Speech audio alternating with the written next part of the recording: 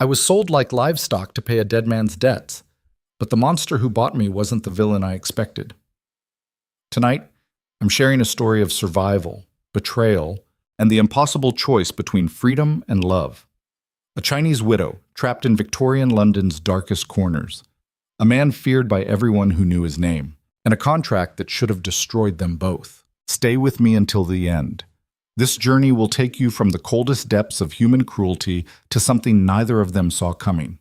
And when you finish, hit that like button and drop a comment with your city name so I can see how far this story travels across the world. Now, let me take you back to where it all began. The rain fell like punishment that November night. Meilin Zhao stood in the cramped sitting room of her Whitechapel flat, watching three men rifle through her dead husband's belongings with the casual efficiency of vultures picking at a carcass. They wore clean suits that looked wrong in her shabby home, too sharp, too deliberate. One of them, a thin man with spectacles that caught the lamplight, held a leather-bound ledger like it was evidence at a trial. "Mrs. Zhao," he said, not looking up, "do you understand the gravity of your situation?" She understood perfectly. She'd understood since the morning they'd found Wei slumped over their kitchen table, his heart simply stopped at 42. She'd understood when the first creditor arrived at the funeral. She'd understood every moment of the past 3 weeks as men like these had appeared at her door with papers, demands, threats. "My husband's debts," she said quietly in English that still carried the rounded vowels of her Cantonese childhood. "They are not mine." The thin man smiled. It didn't reach his eyes. "Legally, Mrs. Zhao, they are entirely yours. Your husband signed documents, made promises, borrowed from very particular people who expect to be repaid." He finally looked at her. "With interest." "How much?" £12,000. Oh, the number hit her like a fist. Meilin had maybe £30 to her name. The flat was rented. Wei's job at the docks had barely kept them fed. £12,000 might as well have been 12 million. "That's impossible," she whispered. He couldn't have." "Your husband had certain habits, Mrs. Zhao." The thin man's voice carried manufactured sympathy. "Gambling establishments in Limehouse.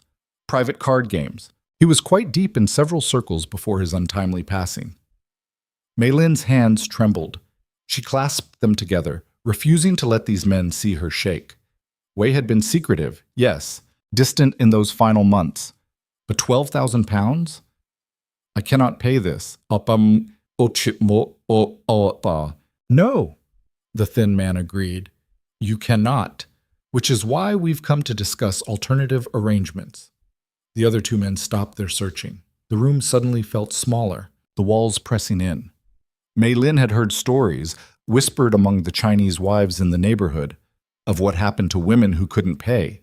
Workhouses where you disappeared, contracts that were really enslavement. Worse things the older women wouldn't name. What arrangements? The thin man set down his ledger and produced another document from his coat. "There is a gentleman of considerable means who has agreed to settle your husband's debts in full. In exchange, you would enter into a contract of servitude for a period of, he glanced at the paper, 10 years. Servitude. The word tasted like ash. "Domestic service, Mrs. Zhao. Room, board, modest wages. The gentleman requires a housekeeper for his country estate. You would be well treated, I assure you." Meilin had been in England for 8 years. She'd learned English, learned to navigate this cold city, learned that when Englishmen assured you of something with that particular smile, you should run. But there was nowhere to run. No family. Hers was back in Guangzhou, impossibly distant. No friends with money or influence. Wei's drinking companions had vanished the moment he died. She was completely devastatingly alone. "And if I refuse?" The thin man's smile vanished. "Then we will be forced to pursue legal remedies. Seizure of assets, debtor's prison, though I doubt you'd survive long in such a place. There have been incidents. You understand? Chinese inmates are not always treated with the respect they deserve." It was a threat wrapped in polite language. Meilin's mind raced, searching for options that didn't exist. 10 years. A decade of her life sold to pay for Wei's lies. She was 27.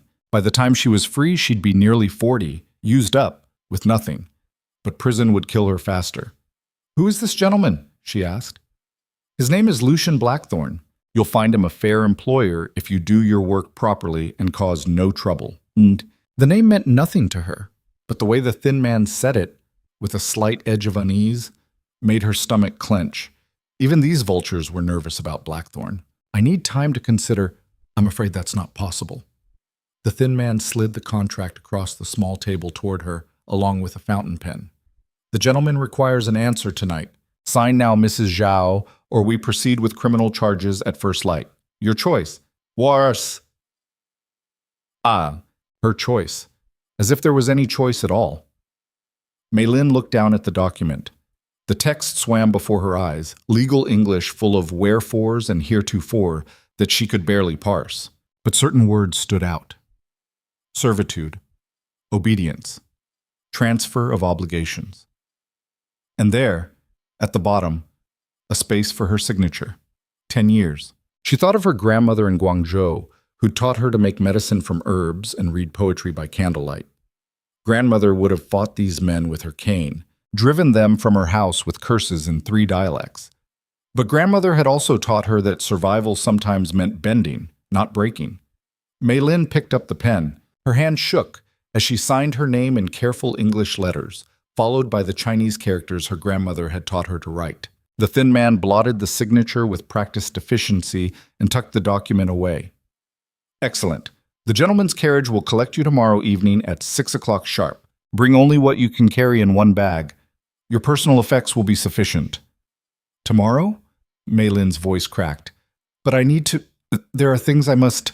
"6 o'clock, Mrs. Zhao. I suggest you use the time wisely." The 3 men moved toward the door in formation, like soldiers completing a mission. The thin man paused at the threshold. "A word of advice. Mr. Blackthorne values discretion and competence. Do not cause him difficulties. He is not known for his patience with those who disappoint him." Then they were gone, leaving Mei Lin alone in the wreckage of her life. She stood there for a long moment, listening to the rain hammer against the windows. Then slowly, she sank to her knees on the threadbare carpet and let herself cry. Not for Wei, who'd betrayed her even in death, but for the future she'd just signed away with 27 trembling strokes of ink. The next day passed in a blur of numb preparation. Mei Lin had almost nothing worth taking. The furniture belonged to the landlord. Wei's clothes she left in a pile for whoever came next. Her own possessions fit easily into a canvas bag.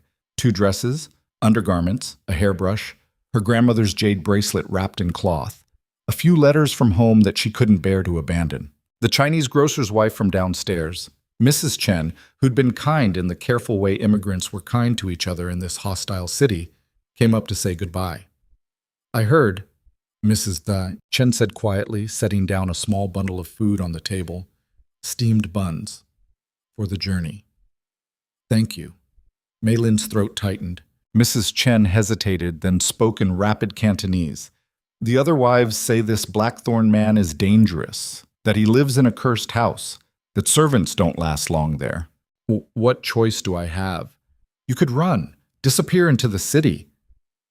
"They would find me, and it would be worse." Mei Lin touched the bundle of buns, grateful for this small kindness. 10 years? Then I'm free. If you survive them, Mrs. Chen gripped her hand. "Be careful, sister. English ghosts are hungry." After she left, Mei Lin sat by the window and watched the street below. Whitechapel churned with its usual chaos, vendors shouting, children running through puddles, the constant smell of coal smoke and poverty. She'd hated this neighborhood, this life of scraping by in Wei's shadow. But it had been hers. Now she was selling herself to a stranger because her dead husband had gambled away money he'd never had. At 5:45, a carriage appeared at the end of the street. It was absurdly out of place. Gleaming black lacquer, brass fittings that caught the gaslight, pulled by 2 massive horses that looked like they'd been bred for warfare. People stopped to stare. A carriage like that didn't come to Whitechapel unless someone important had died or someone important was collecting a debt. Mei Lin picked up her bag and descended the narrow stairs one last time. The driver was an older man with a face like weathered stone. He looked at her without expression, took her bag, and opened the carriage door without a word. The interior smelled of leather and something else. Expensive tobacco, maybe, or cologne. Maylin had never been in anything so fine. She climbed in, and the door shut behind her with a solid thunk that sounded like a prison cell closing. The carriage lurched forward. Maylin pressed her face to the window as Whitechapel fell away. First the familiar streets, then the broader roads leading north, then the city itself giving way to darkness and countryside she'd never seen. London disappeared behind them like a memory, and with it, every piece of the life she'd known. The journey took hours. They stopped once at a coaching inn where the driver watered the horses and brought her bread and cheese without speaking. Maylin ate mechanically, tasting nothing. Then they were moving again, rolling through darkness broken only by the carriage lamps. She must have dozed, because she woke to the driver's voice calling out to the horses, slowing them. Maylin sat up and looked out. At first, she saw only fog, thick and pale, pressing against the windows like something alive. Then shapes emerged. Iron gates open and waiting, a long drive lined with skeletal trees. And beyond them, rising from the mist like a ship from deep water, Blackthorn Manor. It was enormous. 3 stories of gray stone, with wings stretching left and right, dozens of windows that reflected nothing but darkness. Towers at the corners, chimneys that pointed at the sky like accusing fingers. The whole structure looked less built than carved from a single massive rock, stern and unyielding. The carriage rolled to a stop before the main entrance. Maylin's heart hammered against her ribs. This was real. This was happening. In moments, she would meet the man who'd bought her life like he might buy a horse or a piece of furniture. The driver opened her door. She stepped down onto gravel that crunched beneath her feet, clutching her bag to her chest like a shield. The front door opened. A woman emerged, 50-ish, gray hair pulled into a severe bun, wearing black that might have been mourning clothes or just the uniform of someone who'd given up on color. She looked Maylin up and down with the assessing gaze of someone evaluating livestock. "You are the Chinese widow." Not a question. "Maylin Zhao," she answered, lifting her chin slightly. She had a name. She would not be erased into a category. "I am Mrs. Hardwick, the head housekeeper. You will address me as such. You will address the master as Mr. Blackthorn or Sir. Is that clear?" "Yes. Yes, Mrs. Hardwick." Maylin swallowed the flash of anger. "Yes, Mrs. Hardwick. Follow me. The master wishes to see you before you're shown to your quarters." "Yee." The master, as if they'd tumbled backward through centuries into some medieval nightmare. But Maylin had no choice except to follow Mrs. Hardwick through the massive front door and into Blackthorn Manor. The entrance hall could have swallowed her entire Whitechapel flat 3 times over. Dark wood paneling climbed the walls to a ceiling lost in shadow. A chandelier hung unlit above them. The air smelled of dust, old smoke, and something else, the particular staleness of a house that had forgotten how to be lived in. Their footsteps echoed on marble floors as Mrs. Hardwick led her down a corridor lined with portraits. Maylin glimpsed stern faces watching her pass. Generations of Blackthorns, she assumed, each looking more forbidding than the last. The house was cold, despite the November chill being worse outside. Cold in a way that had nothing to do with temperature. Mrs. Hardwick stopped before a heavy oak door. She knocked twice. "Enter." The voice from within was deep, clipped, and carried no warmth whatsoever. Mrs. Hardwick pushed open the door. "The girl has arrived, sir." Maylin bristled at girl. She was a grown woman, but bit back the protest as she stepped into what appeared to be a study. Books lined every wall from floor to ceiling. A fire burned in a massive fireplace, the only source of light besides a single lamp on a desk. More dark wood, more shadows. And behind the desk, silhouetted against the firelight, sat a man. He stood as she entered. Lucien Blackthorn was younger than she'd expected, perhaps 35, tall and lean, with dark hair swept back from a face that looked like it had been designed to intimidate. Sharp cheekbones, a jaw that could cut glass, and eyes that were difficult to read in the uncertain light. Gray, maybe, or pale blue. He wore black, naturally. Everything about him suggested control, precision, and a complete absence of anything resembling kindness. He studied her for a long moment with the same assessing look Mrs. Hardwick had used, except somehow worse. Maylin felt herself being catalogued, measured, judged. "Mrs. Zhao," he finally said, "you understand the terms of your contract." His voice matched his appearance. Cold, formal, a barrier against any possible warmth. "Yes, sir." 10 years of service in exchange for the settlement of your deceased husband's debts. You will be responsible for housekeeping duties as assigned by Mrs. Hardwick. You will receive room, board, and a small wage. You will conduct yourself with discretion and competence at all times." He paused. "Are these terms acceptable to you?" Acceptable. As if she'd had a choice. As if this were some voluntary arrangement between equals. "Yes, sir," she said again, keeping her voice level. Lucien's expression didn't change. If he heard the tension in her answer, he gave no sign. "You may speak Cantonese among yourself if there are other Chinese staff, but you will speak English in my presence and when conducting official duties. Is your English sufficient?" "Yes, sir." She wanted to add that she'd been speaking English for 8 years, that she could read and write it better than half the English people she'd met in Whitechapel, but something about his tone suggested he wasn't interested in her biography. "Mrs. Hardwick will show you to your quarters and explain your responsibilities. You will begin tomorrow morning at 6 o'clock. Are there any questions?" Yes, Malian thought. Why did you buy a human being? What kind of monster treats people like property? "Do you know that I'm terrified and alone and this whole situation is obscene?" But she said, "No, sir." "Very well. You may go." Dismissed, like a servant, which she supposed with a bitter internal laugh was exactly what she was now. Mrs. Hardwick led her from the study without another word from Lucien. Maylin felt his eyes on her back as she left. That same cold assessment, and something else she couldn't name. She was glad to be out of his presence. The quarters turned out to be a small room on the 3rd floor, under the eaves. Clean but sparse, a narrow bed, a chest of drawers, a washstand with a pitcher and basin, a single window that looked out over the dark grounds. No fireplace, though there was a wool blanket folded at the foot of the bed. "You'll wake at 5:30, Mrs. Hardwick said, standing in the doorway. "Wash and dress. Breakfast for staff is at 6 in the servants' hall. I'll show you where tomorrow. You'll spend the first week learning the house. The master has very particular expectations." "How many other staff are there?" Maylin asked, setting her bag on the bed. "Cook, 2 maids, the groundskeeper, the driver you met, myself. We are a small household." Mrs. Hardwick's expression suggested this was a point of pride. The master values privacy. "I see. One more thing, Mrs. Zhao." The housekeeper's voice sharpened. "The master is not cruel, but he will not tolerate incompetence or disruption. Do your work well and keep out of his way, and you'll find the arrangement tolerable. Cause problems, and the 10 years will feel much longer. Do we understand each other?" "Yes, Mrs. Hardwick." "Good. Sleep well. Tomorrow will be demanding." She left, closing the door behind her. Maylin heard her footsteps recede down the corridor, then silence. She was alone in this cold room, in this massive house, surrounded by strangers who saw her as a possession bought to settle a debt. The enormity of it crashed over her like a wave. 10 years. 3,650 days. She'd already done the math during the carriage ride, counting out the sentence in units she could comprehend.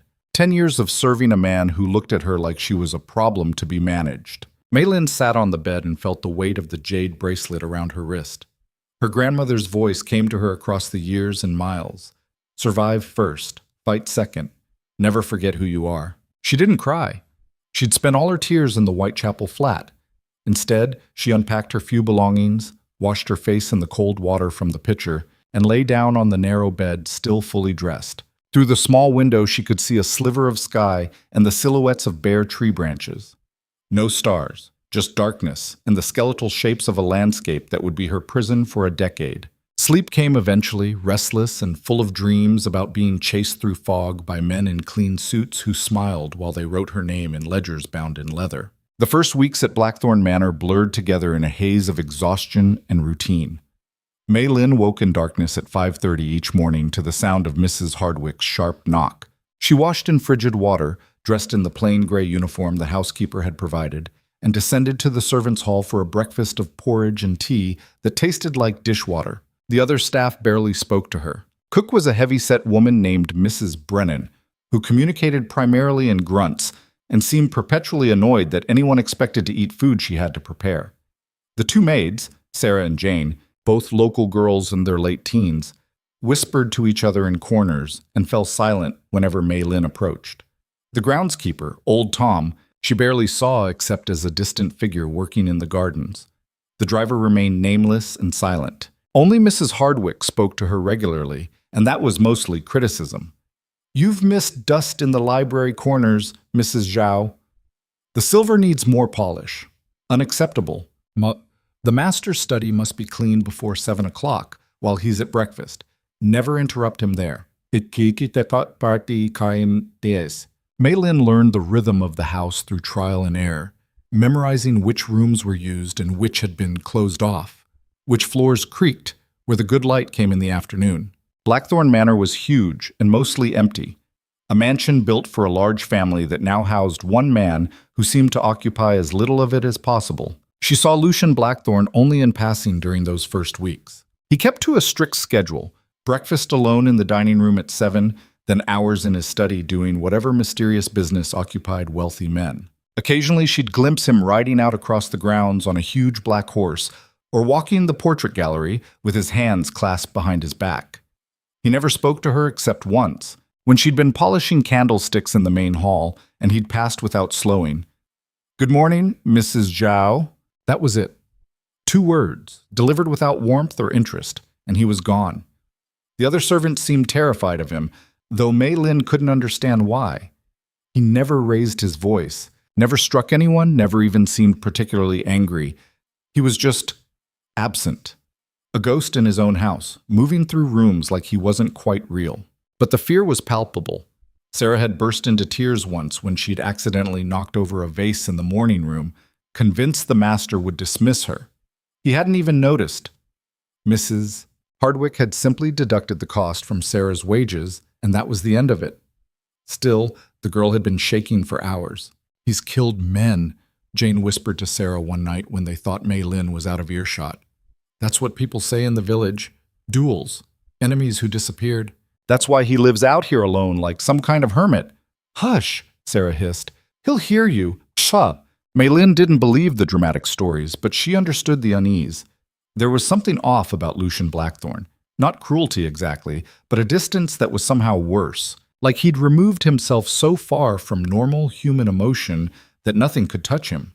It made sense, she supposed, that such a man would buy another person to clean his house. The work itself was relentless. Mei Lin scrubbed floors until her knees ached, beat rugs in the courtyard until her arms felt like dead weight, polished silver until her fingers cramped. Mrs. Hardwick assigned her the worst jobs. Cleaning out fireplaces, scrubbing chamber pots, tasks clearly meant to humiliate the Chinese widow who thought herself better than a servant. Mei Lin did them all without complaint. She'd learned long ago that pride was a luxury poor people couldn't afford. If Mrs. Hardwick wanted to break her with degrading work, she'd be disappointed. Mei Lin had survived worse than sore muscles and dirty hands. What was harder to bear was the isolation. The other servants' obvious discomfort around her. Not quite hostile, but wary, like they didn't know what to make of this foreign woman dropped into their midst. The way village people stared when Mrs. Hardwick took her along to market, their eyes following her with suspicion or outright disdain. The complete absence of anyone who spoke her language or understood what it felt like to be utterly alone in a country that would never accept her. She missed Mrs. Chen and the other wives from Whitechapel. Missed even the cramped ugliness of that life because at least there had been people who understood. Here, she was a stranger twice over, foreign and owned. At night, in her cold room under the eaves, Mei Lin would touch her grandmother's jade bracelet and try to remember what it had felt like to be a person instead of a possession. Sometimes she couldn't. Everything changed on the night of the storm. It was mid-December, almost 2 months since her arrival. The days had grown short and bitter, frost creeping across the grounds like an invasion. Mei Lin had settled into the miserable routine of Blackthorn Manor. Wake, work, eat, work, sleep, repeat. She'd stopped counting the days. It made the math too terrible. The storm rolled in just after sunset. Mei Lin was in the library, dusting shelves by lamplight, when the first thunderclap rattled the windows. She looked up to see heavy clouds swallowing the last of the daylight, turning the sky the color of a bruise. Wind picked up, howling around the manor's corners. Mrs. Hardwick appeared in the doorway. "Leave that," Help Sarah and Jane secure the shutters on the east wing before this gets worse. They rushed through the house, latching shutters as rain began to hammer against the glass. The wind grew stronger, screaming now, driving the rain sideways. Maylin had never experienced an English storm like this. It felt apocalyptic, like nature itself had declared war on Blackthorn Manor. By the time they finished, the house was under full siege. Thunder crashed overhead. Lightning turned the windows white. The wind found every crack and gap, moaning through the corridors like a living thing in pain. Mrs. Brennan herded them all into the servants' hall, muttering prayers under her breath. "It's the curse," Jane whispered, eyes wide. "The manor's cursed. Everyone knows it." "Stop that foolishness," Mrs. Hardwick snapped, but even she looked uneasy. They huddled there for an hour, listening to the storm tear at the house. Then Sarah suddenly said, "Where's the master?" Everyone looked at each other. "In his study, I imagine," Mrs. Hardwick said. "Where else would he be? But has anyone checked on him?" Silence. Of course no one had checked on him. You didn't check on Lucian Blackthorn. You avoided him and hoped he didn't notice you existed. "I'll go," Maylin heard herself say. Mrs. Hardwick frowned. "That's not necessary, Mrs. Zhao. The master values his privacy. The storm's getting worse. Someone should make sure he's all right." She didn't know why she was arguing. Lucian Blackthorn was nothing to her. The man who'd bought her servitude, who barely acknowledged her existence. But something in Sarah's question had struck a chord. What if he was hurt? What if something had happened and no one checked because everyone was too frightened of him? Before Mrs. Hardwick could object further, Maylin stood and headed for the main house. The corridors were dark, the lamps guttering in drafts that found their way inside despite the shuttered windows. Lightning flashed through gaps, turning everything stark white for frozen moments. Maylin made her way toward the study, her heart pounding in rhythm with the thunder. The study door was closed. She knocked. "Mr. Blackthorn? Sir?" No answer. She knocked again, louder. "Sir? I wanted to make sure you're all right in the storm." Still nothing. Maylin hesitated. She should go back. Mrs. Hardwick was right. He valued privacy, and barging in would only anger him. But something felt wrong. The silence from beyond that door had weight to it. She tried the handle. Unlocked. The study was dark except for the dying fire in the grate. Papers were scattered across the desk. The lamp had gone out, and Lucien Blackthorn was slumped in his chair behind the desk, head tilted back, eyes closed. "Sir?" Maylin rushed forward, her training as a servant forgotten. "Mr. Blackthorn?" She touched his shoulder and jerked back. He was burning up. Fever. Intense fever, the kind that could kill if left untreated. And from the looks of him, he'd been sitting here deteriorating for hours, too stubborn or too isolated to call for help. Maylin's mind raced. She should get Mrs. Hardwick, get the doctor from the village. But the storm, no one could get through that storm. And by the time it passed, it might be too late. She'd seen fever kill people back in Guangzhou, watched it take her own uncle in less than a day when infection set in. She had a choice. Walk away and let the man who'd bought her life burn up from the inside. Or use what her grandmother had taught her and try to save someone who would never have saved her. Maylin made her decision in seconds. She ran back to the servants' hall. "The master's ill. Fever. I need hot water, clean cloths, and access to the kitchen stores." "Assis ops dasami, Mrs." Hardwick stood immediately. "I'll send for the doctor." "The storm's too bad. No one can get through." Maylin was already moving. "I can help him, but I need supplies. Now." "You?" Mrs. Hardwick looked scandalized. "Mrs. Zhao, you're not a physician." "My grandmother taught me traditional medicine. Herbs, teas, fever management. It's not the same as your doctor's, but it works." She met the housekeeper's eyes. "Unless you want to explain to whoever inherits this estate why you let the master die while arguing about propriety." Mrs. Hardwick's face went pale. Then she snapped into action. "Sarah, fetch hot water. Jane, clean cloths from the linen cupboard. Mrs. Zhao, the kitchen is yours." They scattered. Maylin flew to the kitchen, her mind cataloging what her grandmother had taught her about breaking fevers. She tore through Mrs. Brennan's stores, finding what she needed: willow bark for pain and fever reduction, mint for nausea, ginger for circulation. Not the same herb she'd have used in Guangzhou, but the principles were universal. Nature provided medicine everywhere if you knew how to look. She brewed tea with shaking hands while Sarah brought water and cloths. Then, arms loaded with supplies, Mei Lin rushed back to the study. Lucien hadn't moved. His breathing was shallow, his skin dangerously hot. She couldn't move him alone. He was too tall, too heavy. So she'd have to work here. First, cool him down. Mei Lin soaked cloths in the water and pressed them to his forehead, his neck, his wrists. His skin drank in the coolness like desert sand.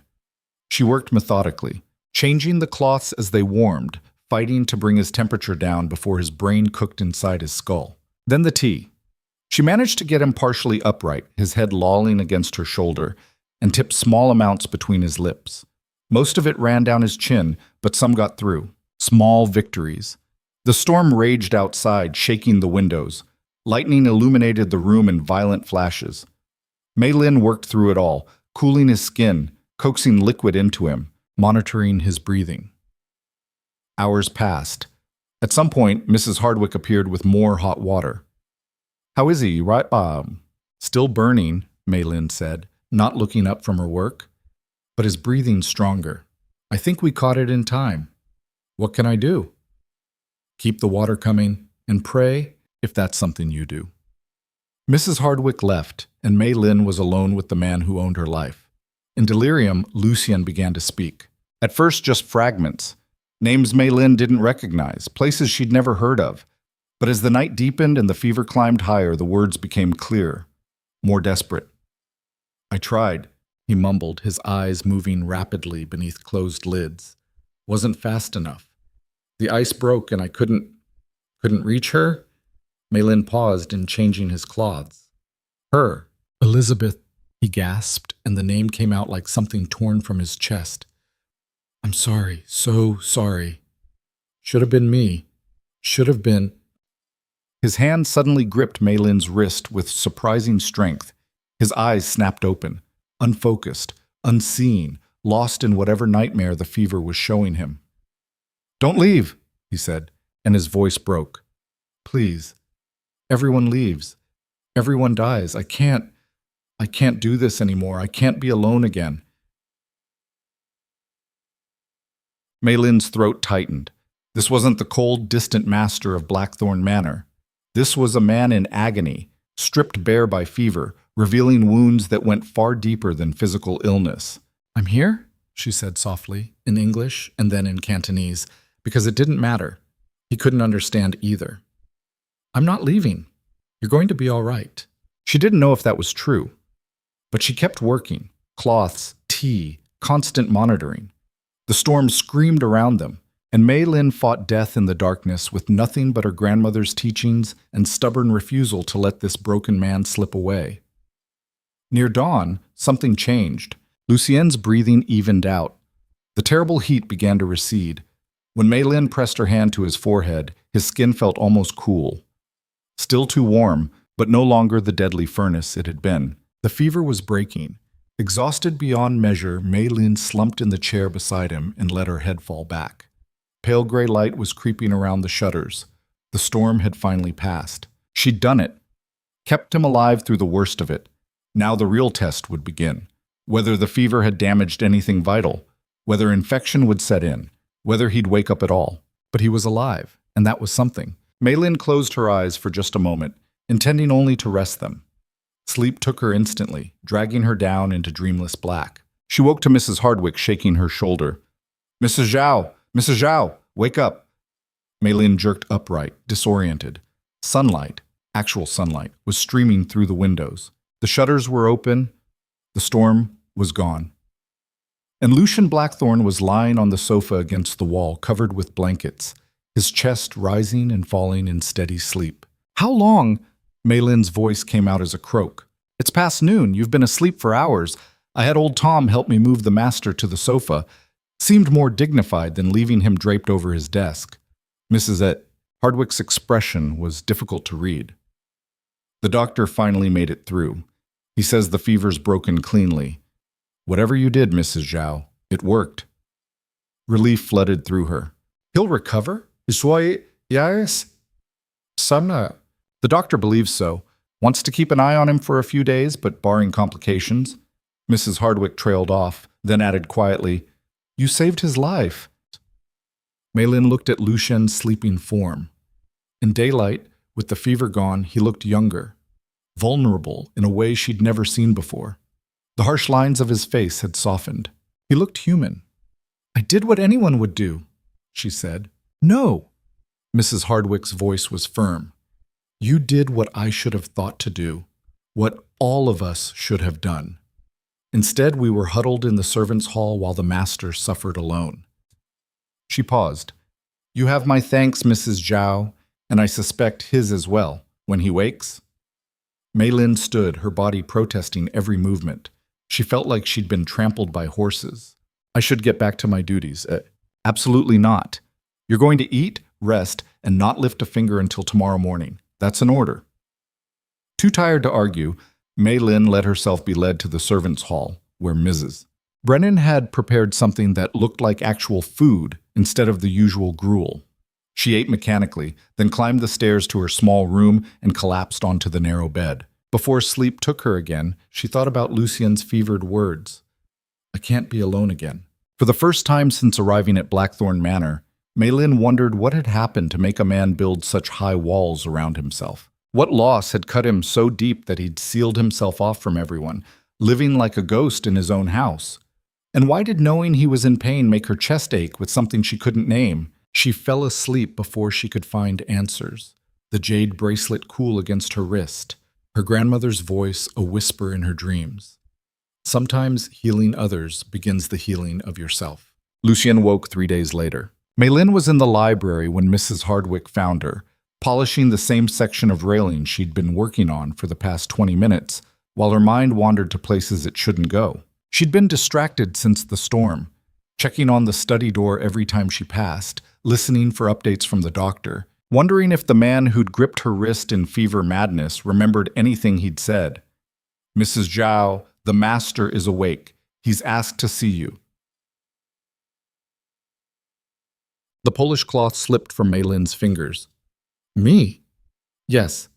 Now, if you please." Maylin's heart kicked against her ribs as she followed Mrs. Hardwick down the corridor. She had no idea what to expect. Would he be angry that she'd seen him vulnerable, embarrassed? Would he even remember her presence during those fevered hours? Mrs. Hardwick knocked and pushed open the study door without waiting for an answer. Lucien was sitting up on the sofa, still pale, but undeniably alert. Someone had dressed him in clean clothes and combed his hair back from his face. The harsh afternoon light made him look almost translucent, like he was still halfway to being a ghost. But his eyes were clear as they fixed on Maylin. "Mrs. Zhao," he said, his voice rough from disuse. "Please come in." Mrs. Hardwick withdrew, closing the door behind her with a soft click that felt far too final. Maylin stood awkwardly near the desk, unsure where to look. The room still smelled faintly of the herbs she'd brewed, mixed with the leather and tobacco scent that seemed to permeate everything Lucien owned. "How are you feeling, sir?" She kept her voice neutral, professional, like I was trampled by my own horse and then set on fire. A ghost of something that might have been humor flickered across his face. "The doctor tells me you saved my life." "I did what I could." "Anyone would have—" "No." He cut her off, but gently. Mrs. Hardwick was quite clear about what happened. The storm, the fever, everyone else too frightened or too convinced of my preference for solitude to check on me. He paused, and something complicated moved behind his eyes. "You had no such hesitation." Maylin shifted her weight. "You were ill. It seemed wrong to leave you alone." "But be wrong." He repeated the word like he was testing its shape. "Most people in your position would have been delighted to let me die, one fewer master to serve." The bluntness shocked her. "That's not— I would never— I didn't mean to offend you." Lucien's expression remained unreadable. "I'm simply stating a fact. You owe me nothing. Less than nothing, considering the circumstances of your presence here. Yet you spent an entire night fighting to keep me alive." He leaned forward slightly, and Maylin saw genuine curiosity in his gaze. Why? She didn't have a good answer, or rather, she had several answers, and none of them made sense even to herself. Because her grandmother had taught her that all life had value. Because leaving someone to die felt like becoming the kind of person she despised. Because in those fevered hours she'd seen his pain and recognized it as an echo of her own. "I'm a servant," she said finally. "It's my job to take care of this household." "That's not an answer. It's the only one I have." They stared at each other for a long moment. Mei Lin couldn't read his face. Couldn't tell if he was angry or amused or something else entirely. Then Lucien did something she'd never seen him do before. He smiled.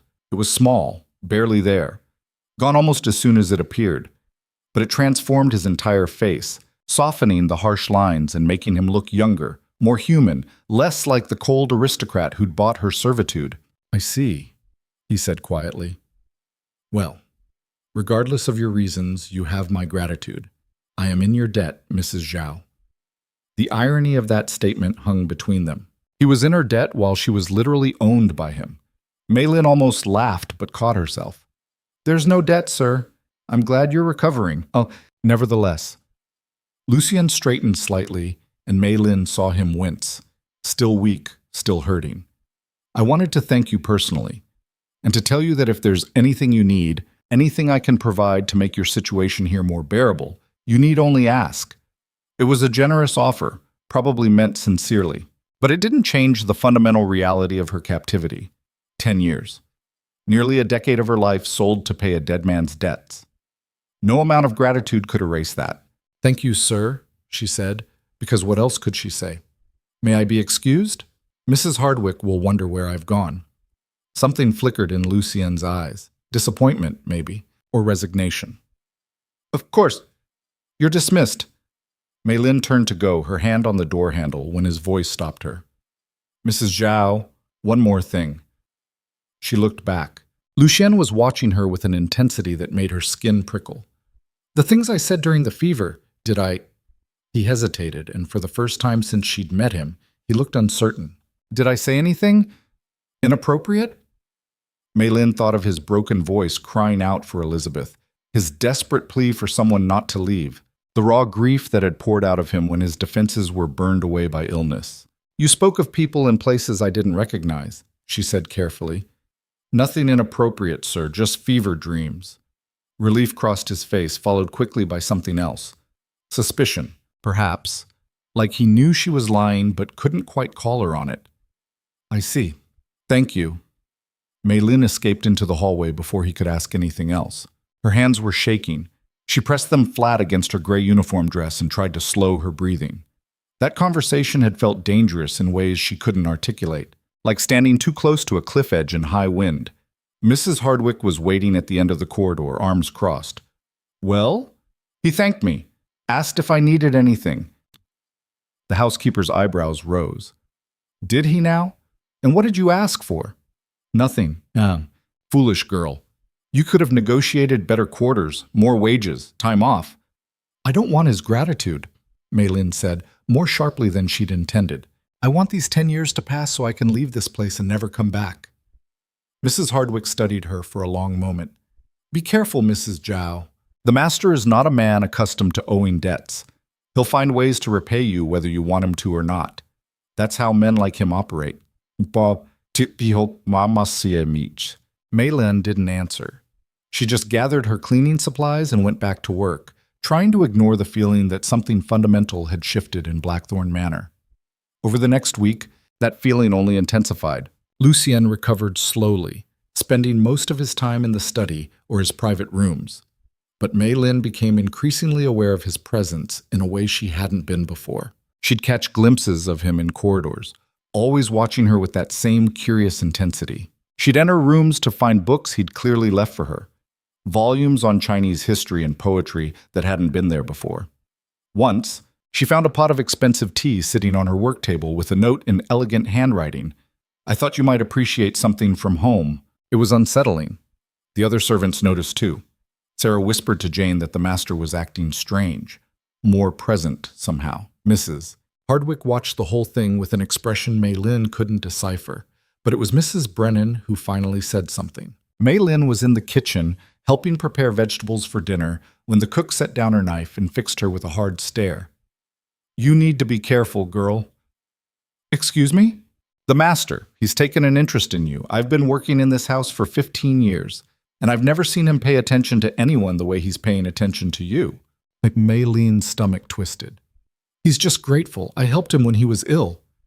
"Is that what you think?" Mrs. Brennan shook her head. "Men like Lucian Blackthorne don't do gratitude. They do possession, and right now you're the most interesting thing that's happened to him in years."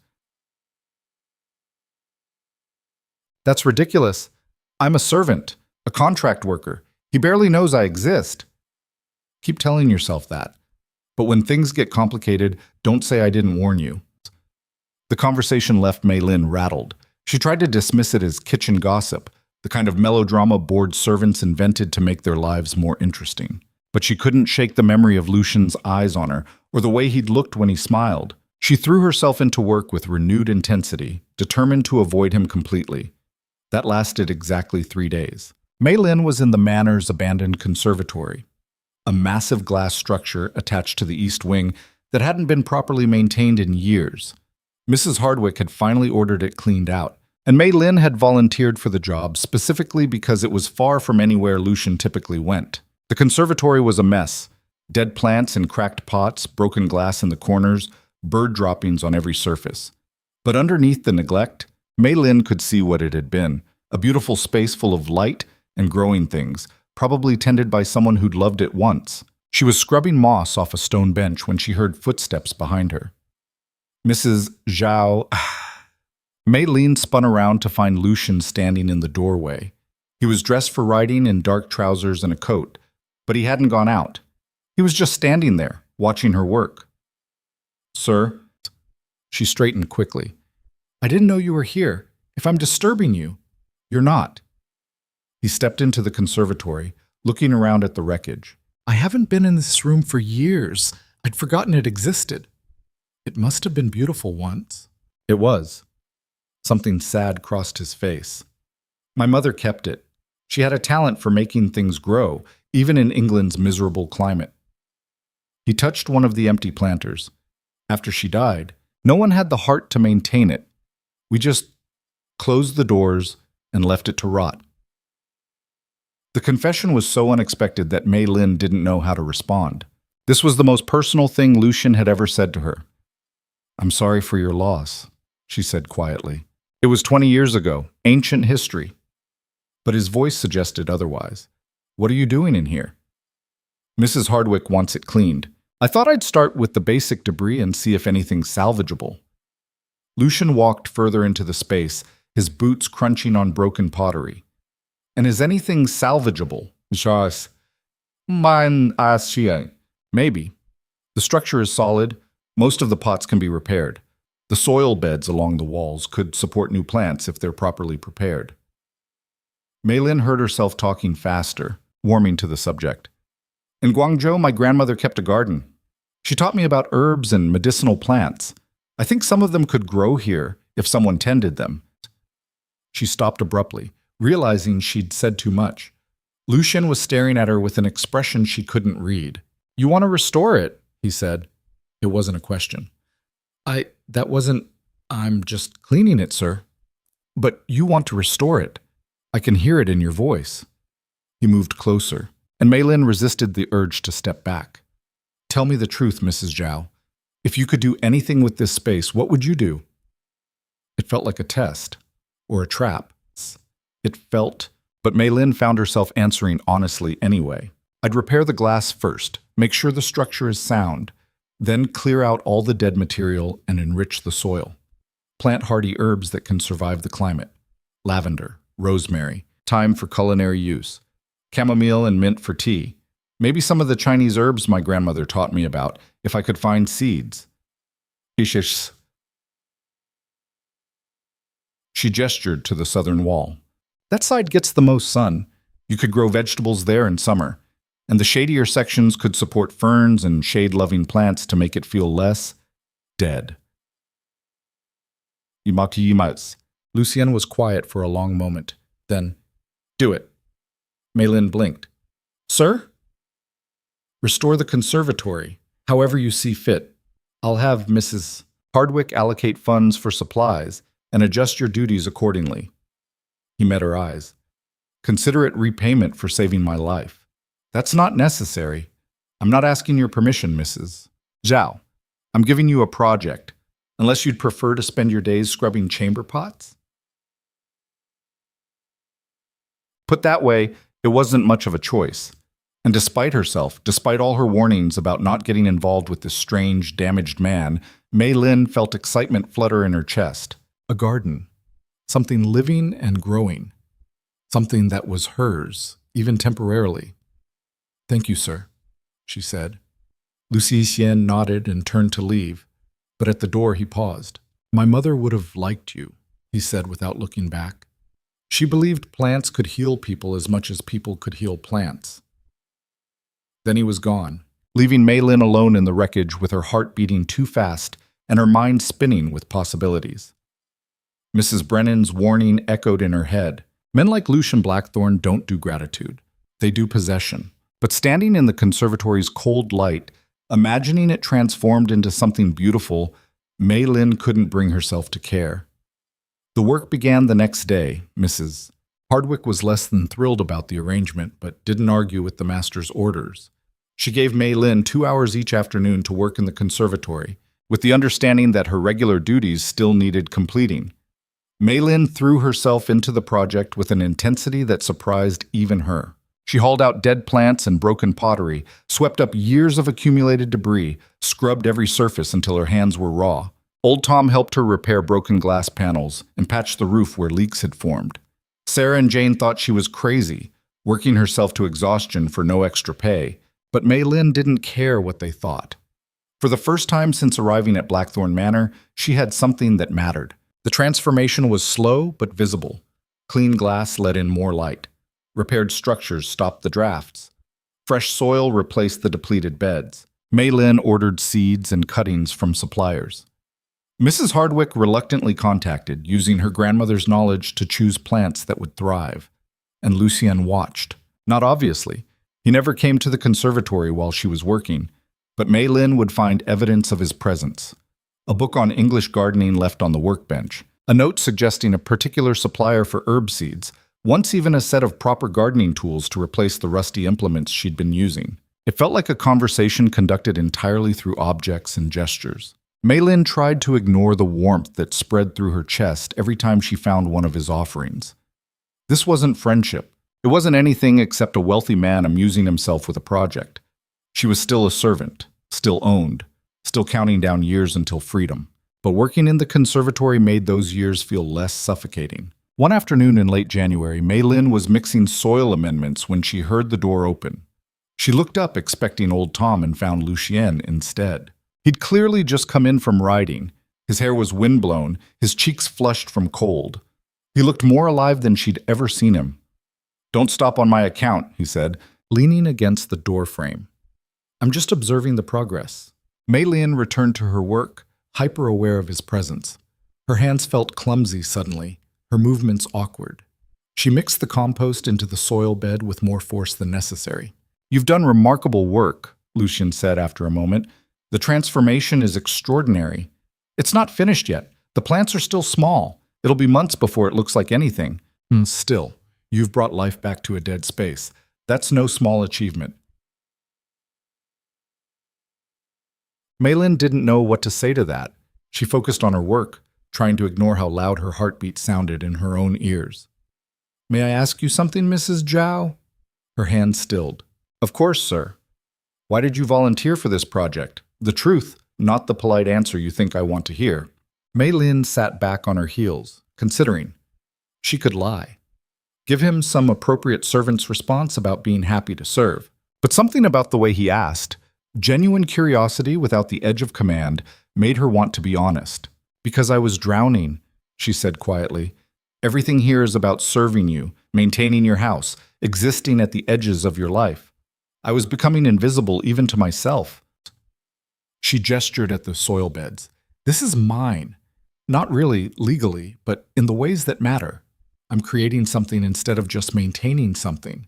It makes me feel human again." The silence that followed was so long that Mei Lin wondered if she'd offended him.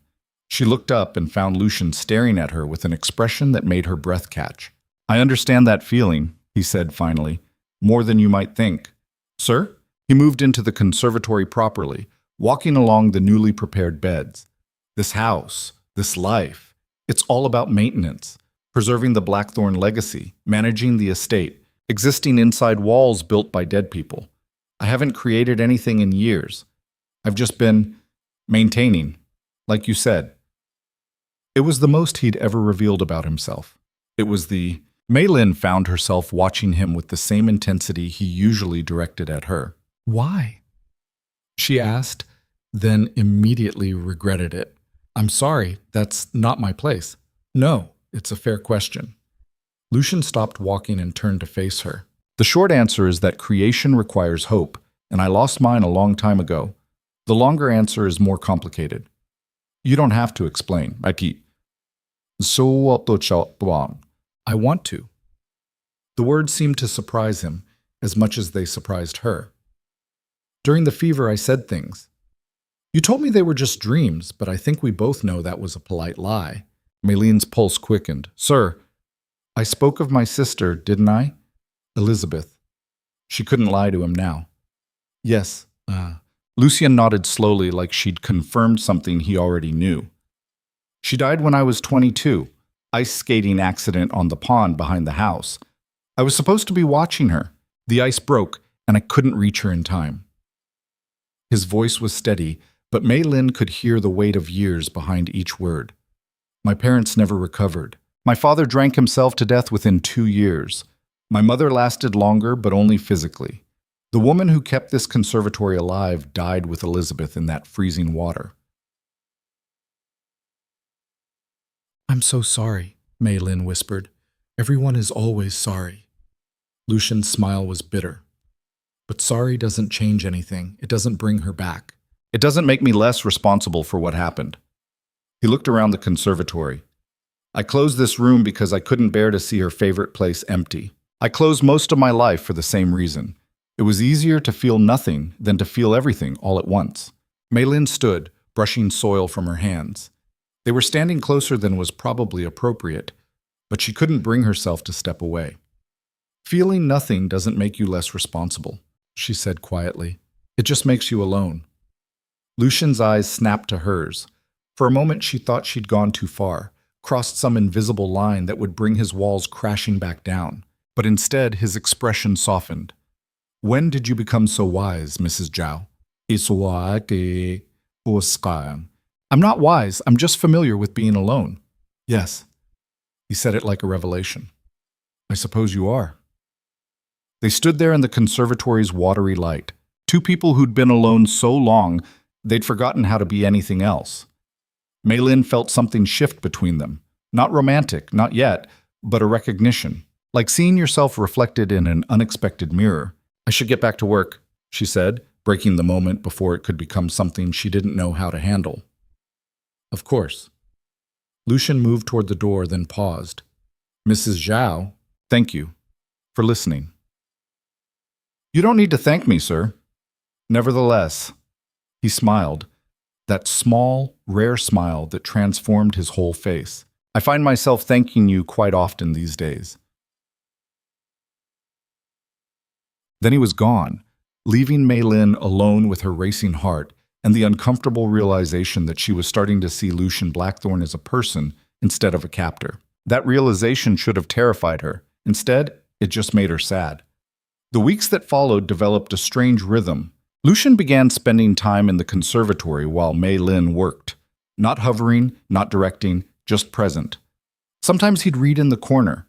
Sometimes he'd help with heavy lifting. Mostly he'd just watch her work, and they'd talk. They talked about everything and nothing. Gardening techniques, books they'd read, memories of childhoods lived worlds apart. Lucian proved surprisingly curious about China, asking questions that were genuinely interested rather than condescending. Mei Lin found herself describing Guangzhou's markets, her grandmother's house, the festivals and food and sounds of a life that felt increasingly distant. In return, Lucian told her about Blackthorn Manor before tragedy had hollowed it out. The parties his parents had hosted, the laughter that used to fill these corridors, the life Elizabeth had brought to every room she entered. She would have been 30 now, he said one afternoon while Mei Lin was planting lavender seedlings. Married, probably. Maybe children. She wanted a dozen of them, drove our mother mad with all her plans.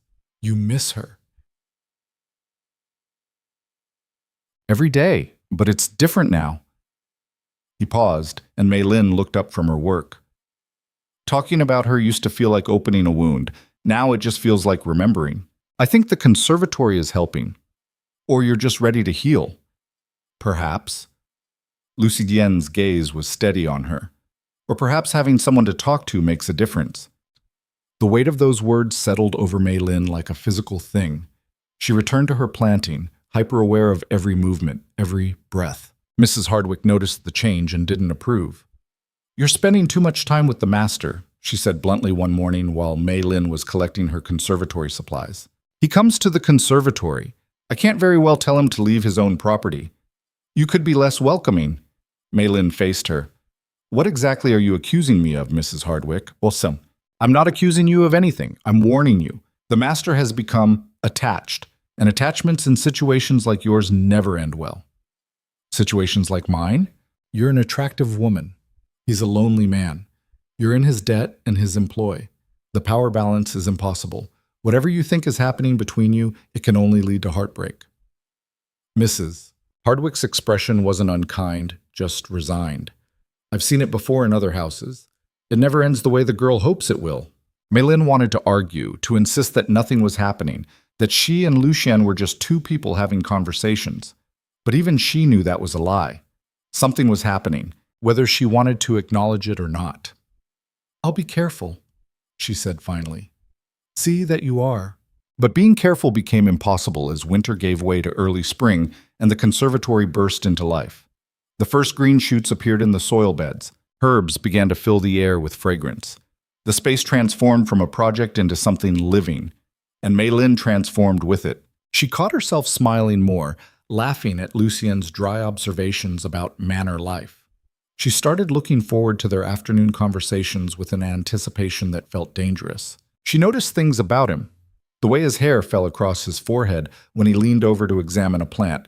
The rare, genuine laughs that broke through his careful control. The gentleness in his hands when he helped her transplant seedlings. She was falling for him, and she knew it was the stupidest thing she could possibly do. The breaking point came on a rainy afternoon in March.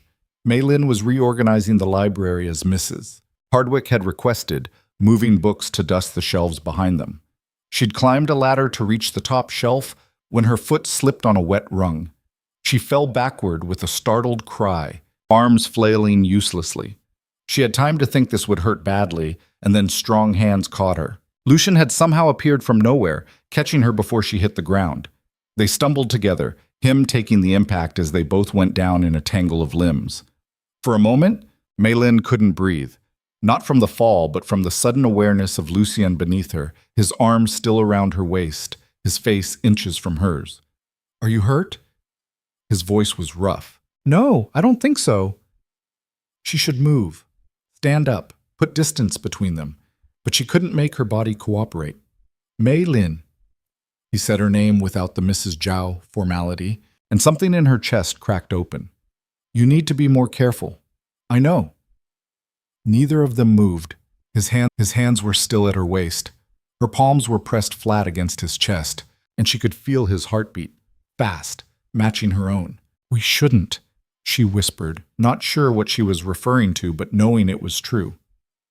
"I know," Lucien said, but he didn't let go. The moment stretched between them, heavy with possibility and danger. Mei Lin saw her own conflicted feelings reflected in his eyes, want and fear, and the knowledge that this was complicated in ways that could destroy them both. Then footsteps sounded in the hall, and they sprang apart like guilty children. Mrs. Hardwick appeared in the doorway just as Mei Lin was straightening her dress, and Lucien was pretending to examine books on the floor. "Is everything all right? I heard a crash." "Mrs. Asia fell from the ladder," Lucien said smoothly. "Fortunately, no harm done." Mrs. Hardwick's sharp eyes moved between them, taking in flushed faces and careful distance. Her expression said she knew exactly what she'd almost interrupted. How fortunate, she said dryly. Mrs. Zhao, perhaps you should leave the high shelves for old Tom. We wouldn't want any more accidents. Yes, Mrs. Hardwick. Lucian left without another word, and Mei Lin was alone with the housekeeper's knowing stare. I warned you, Mrs. Hardwick said quietly. Now I'm begging you. Be careful, for both your sakes. That night, Mei Lin lay in her narrow bed and stared at the ceiling, her body still remembering the feeling of Lucian's hands at her waist, his breath on her face. She was in trouble, deep trouble, the kind that didn't have easy solutions. Because despite everything, despite the contract that owned her, despite the impossible power imbalance, despite knowing it could only end badly, she was falling in love with Lucian Blackthorne. And from the way he'd looked at her in the library, she was terrified he might be falling for her too. The distance between them after that day in the library felt like a physical wound. Lucian stopped coming to the conservatory. Mei Lin told herself it was for the best, that whatever had almost happened between them needed to be buried before it destroyed them both. But the absence of his presence made the work feel hollow, and she caught herself listening for his footsteps in the hallway with a desperation that shamed her. She threw herself into maintaining the growing garden with mechanical precision, trying not to think about how his hands had felt at her waist, or the way he'd said her name without the formal distance he usually kept. The herbs flourished under her care, mocking her with their vitality while she felt like something inside her was slowly withering. Mrs. Hardwick watched everything with tight-lipped disapproval, but said nothing more. The other servants whispered in corners, their gossip reaching Mei Lin in fragments she pretended not to hear. Even Mrs. Brennan's hostility had shifted into something closer to pity, which was somehow worse. 2 weeks passed in this new, careful silence.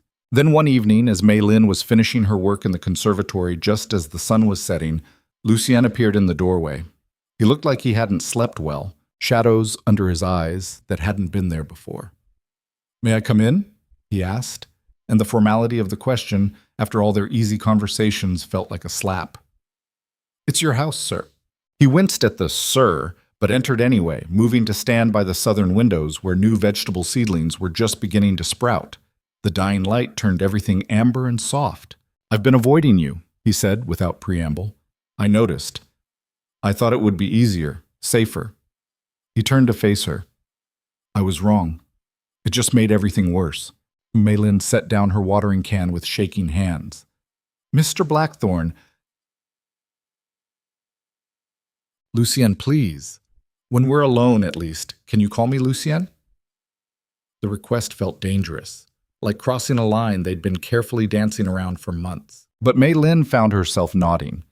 "Lucien," she said, and the intimacy of his name on her tongue made her chest ache. He moved closer, and Mei Lin's breath caught.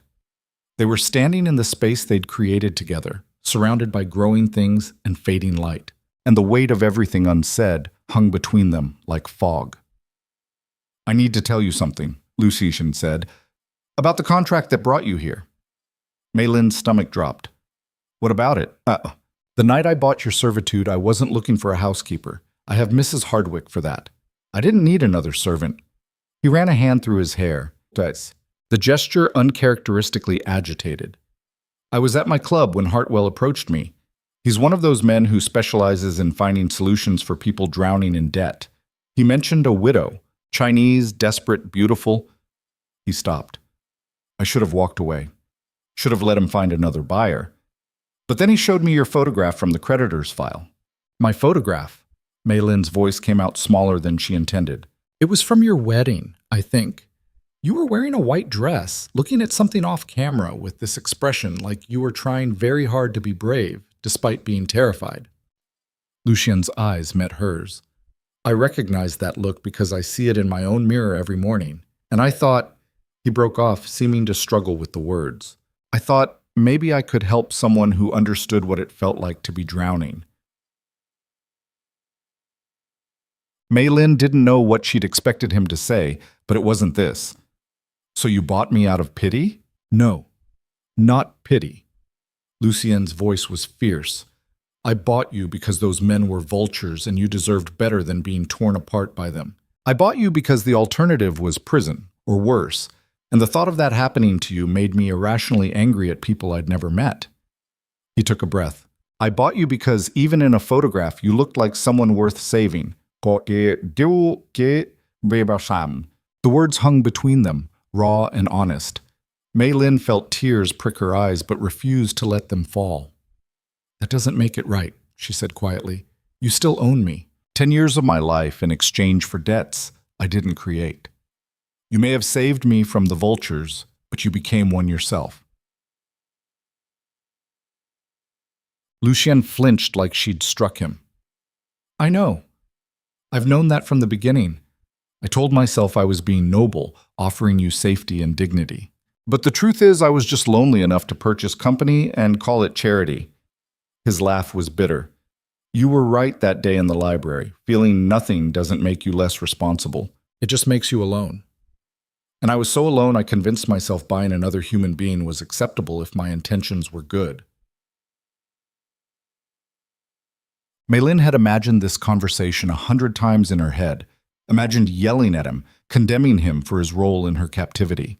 But standing here listening to him eviscerate himself with brutal honesty, she found her anger dissolving into something more complicated. Why are you telling me this now? Because you deserve the truth. And because... He stopped, seeming to wage some internal battle. When he continued, his voice was barely above a whisper. Because I'm falling in love with you. And you need to understand exactly how impossible that makes everything. The world tilted. Mei Lin grabbed the edge of the work table to steady herself, her heart hammering so hard she thought it might break through her ribs. He'd said it. The thing they'd both been carefully avoiding. The truth that had been growing between them, like the plants in this conservatory. Lucien, I know it's wrong. His words came faster now, like a dam breaking. I know the power imbalance makes anything between us fundamentally corrupt. You can't freely choose someone who owns your labor. I know all of that intellectually, but knowing it doesn't change how I feel when you smile, or how the house feels empty when you're not in it, or how I've started measuring my days by the hours I get to spend watching you bring dead things back to life. Mei Lin's hands were shaking. You can't say these things to me. I know. I'm sorry. I'll stop. But he didn't move away. Just tell me one thing first. Tell me I'm alone in this. Tell me you feel nothing, and I'll never mention it again. I'll go back to being the distant master, and you'll be the servant, and we'll both pretend this conversation never happened. What? He was giving her an escape, a chance to lie and preserve the careful distance that kept them both safe. All she had to do was say the words. But Mei Lin had been lying to herself for weeks, and she was suddenly, desperately tired of it. I can't tell you that, she whispered, because it wouldn't be true. Lucien's expression broke open. Mei Lin, but it doesn't matter. She forced the words out even though they felt like knives. You're right that the power imbalance makes this impossible. I'm your property, Lucien, legally purchased to serve you for 10 years. Even if my feelings are real, how can I trust them? How can either of us know what's genuine affection and what's just... She struggled for the words. What's just a prisoner bonding with her captor because that's the only way to survive? The truth of it settled between them, ugly and undeniable. You're not a prisoner, Lucien said, but his voice lacked conviction. Aren't I? I can't leave. I have no money, no prospects, nowhere to go. If I ran, you could have me arrested for breach of contract. Des arts am euch. Mei Lin met his eyes. You may not have built the cage yourself, but you're the one keeping me locked inside it. Lucien looked like she'd stabbed him. What do you want me to do? Tear up the contract? Release you? Could you? The question came out sharper than she intended. Would you actually let me go if I asked? The silence stretched between them, heavy with impossible choices. Yes, Lucien said finally, if that's what you truly wanted, I would tear up the contract tonight, give you enough money to start over somewhere else, and never contact you again. He paused. Is that what you want? Mei Lin's throat tightened. A week ago, she would have said yes without hesitation. Freedom was all she'd wanted since signing those papers. But now, Looking at Lucian's face in the fading light, she realized how much more complicated everything had become. I don't know, she admitted. Part of me wants to run as far from this place as possible, but another part... She broke off, unable to finish. Another part wants to stay, Lucian said softly. Because despite everything wrong with how we started, something right is growing here. Something neither of us expected. That doesn't make it less impossible. No, it just makes it hurt more. They stood there in the conservatory they'd built together, surrounded by evidence of what they could create when they worked side by side, and Mei Lin felt the weight of everything they couldn't have crushing down on her shoulders. I should go, she said. This conversation is... Wait. Lucian reached for her hand, then stopped himself. One more thing. The contract specified 10 years, but it also included a clause allowing for early termination if the debt was repaid in full. I've been looking into your husband's finances, trying to understand how 12,000 pounds accumulated so quickly. Mei Lin's stomach twisted.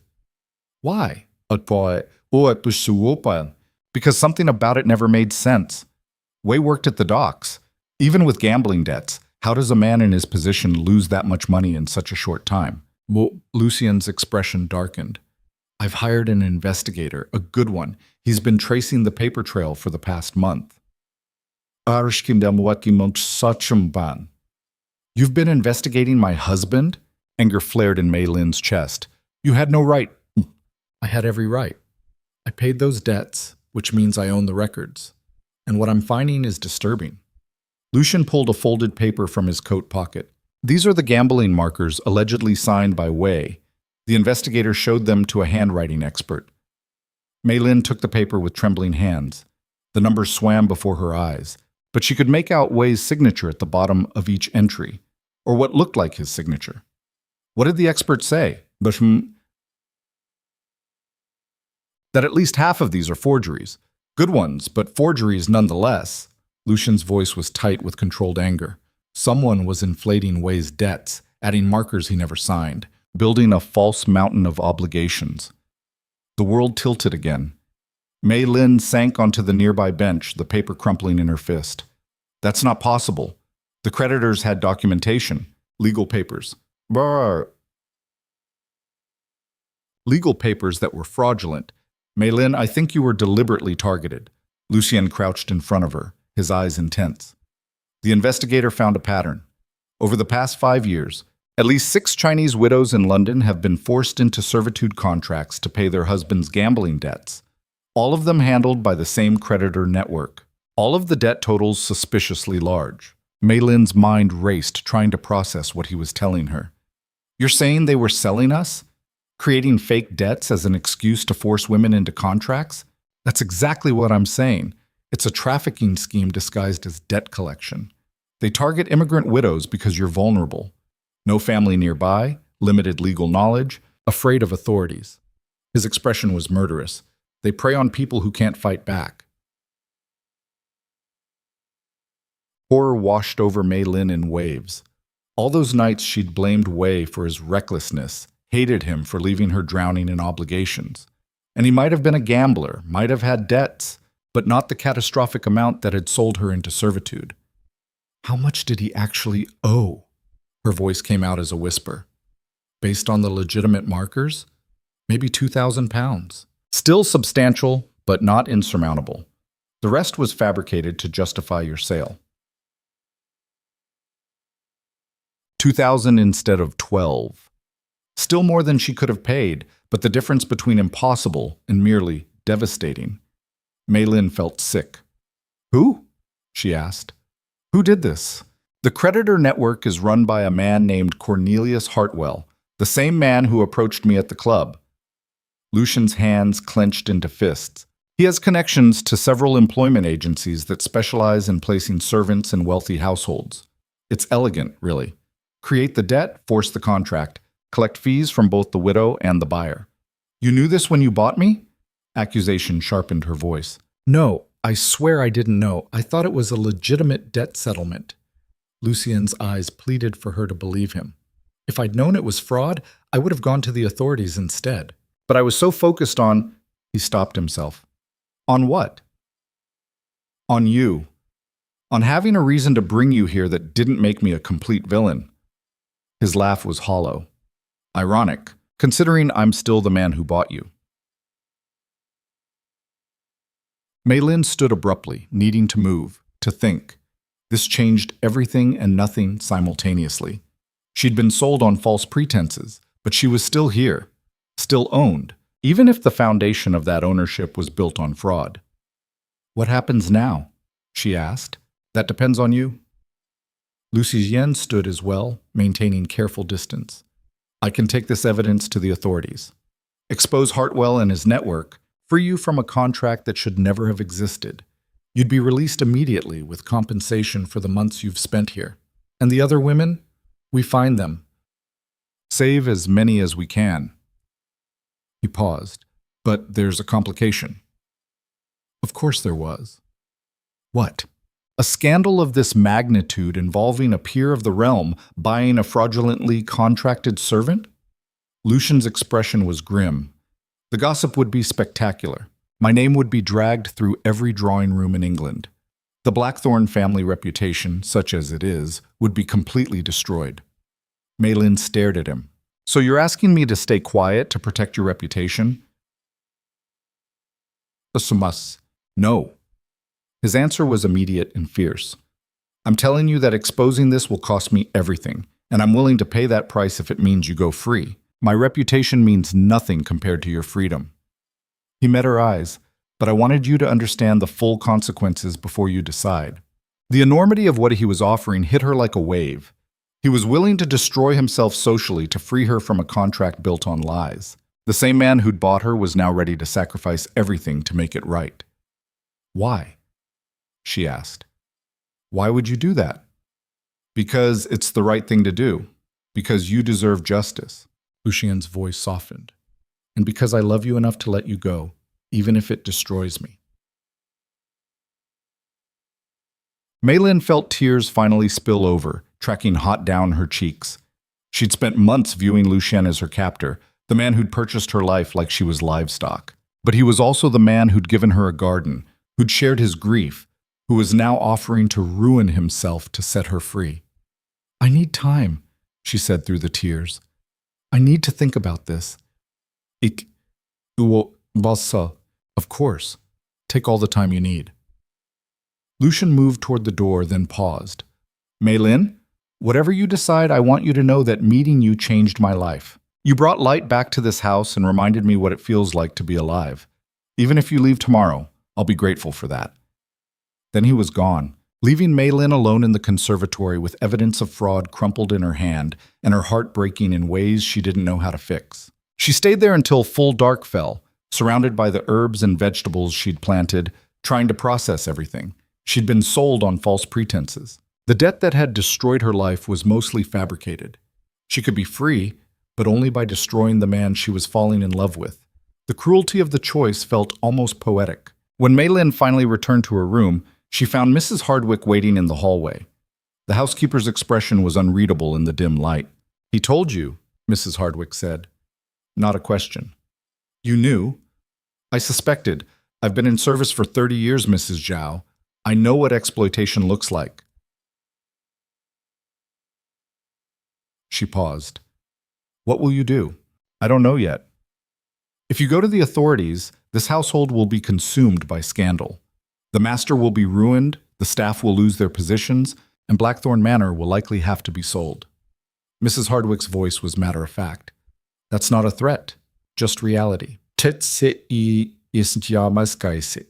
And if I stay quiet? Then you remain a servant for 10 years while knowing you were sold fraudulently. That kind of knowledge corrodes a person. The housekeeper's eyes were sharp. There's no good choice here, girl, only degrees of damage. Mei Lin leaned against the wall, exhausted beyond measure.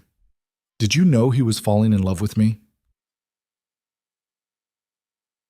I suspected that too. I also suspect you're falling for him, which makes everything exponentially worse. Mrs. Hardwick sighed. For what it's worth, I've never seen the master like this. Whatever he feels for you, it's genuine. Not that it makes your position any less impossible. Nothing about this is possible, Mei Lin whispered. No, but impossible things happen anyway. That's what makes them interesting. Mrs. Hardwick moved toward the stairs. Get some rest. Morning comes early, and difficult decisions don't improve with exhaustion. Alone in her small room, Mei Lin pulled out her grandmother's jade bracelet and held it up to the lamplight. The stone glowed soft green, warm against her skin. What would grandmother say about all this? About falling for a man who'd bought her? About having the power to free herself but only at terrible cost to others? Survive first. Fight second. Never forget who you are. But Mei Lin was no longer sure who she was. The widow sold to darkness?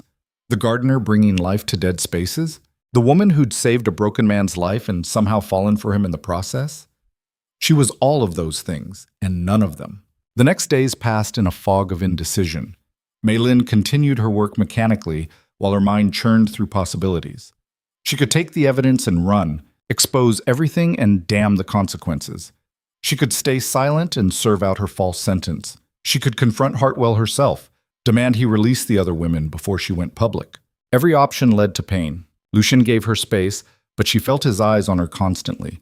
The weight of his love and his willingness to sacrifice himself hung between them like a physical presence. The other servants sensed the tension and whispered more furiously in corners. It was Mrs. Brennan who finally broke through Mei Lin's paralysis. The cook found her in the kitchen late one night when Mei Lin couldn't sleep and had come down for tea. Mrs. Brennan was kneading dough, her strong hands working the flour with practiced efficiency. Can't sleep either? The cook asked without looking up. No. The master's been prowling the corridors like a ghost. Mrs. Hardwick is drinking more than usual. Even old Tom is muttering about bad omens. Mrs. Brennan punched the dough harder.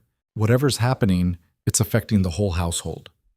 Mei Lin poured hot water over tea leaves, watching them unfurl. I'm sorry. Don't apologize. Just make a decision. The cook finally looked at her.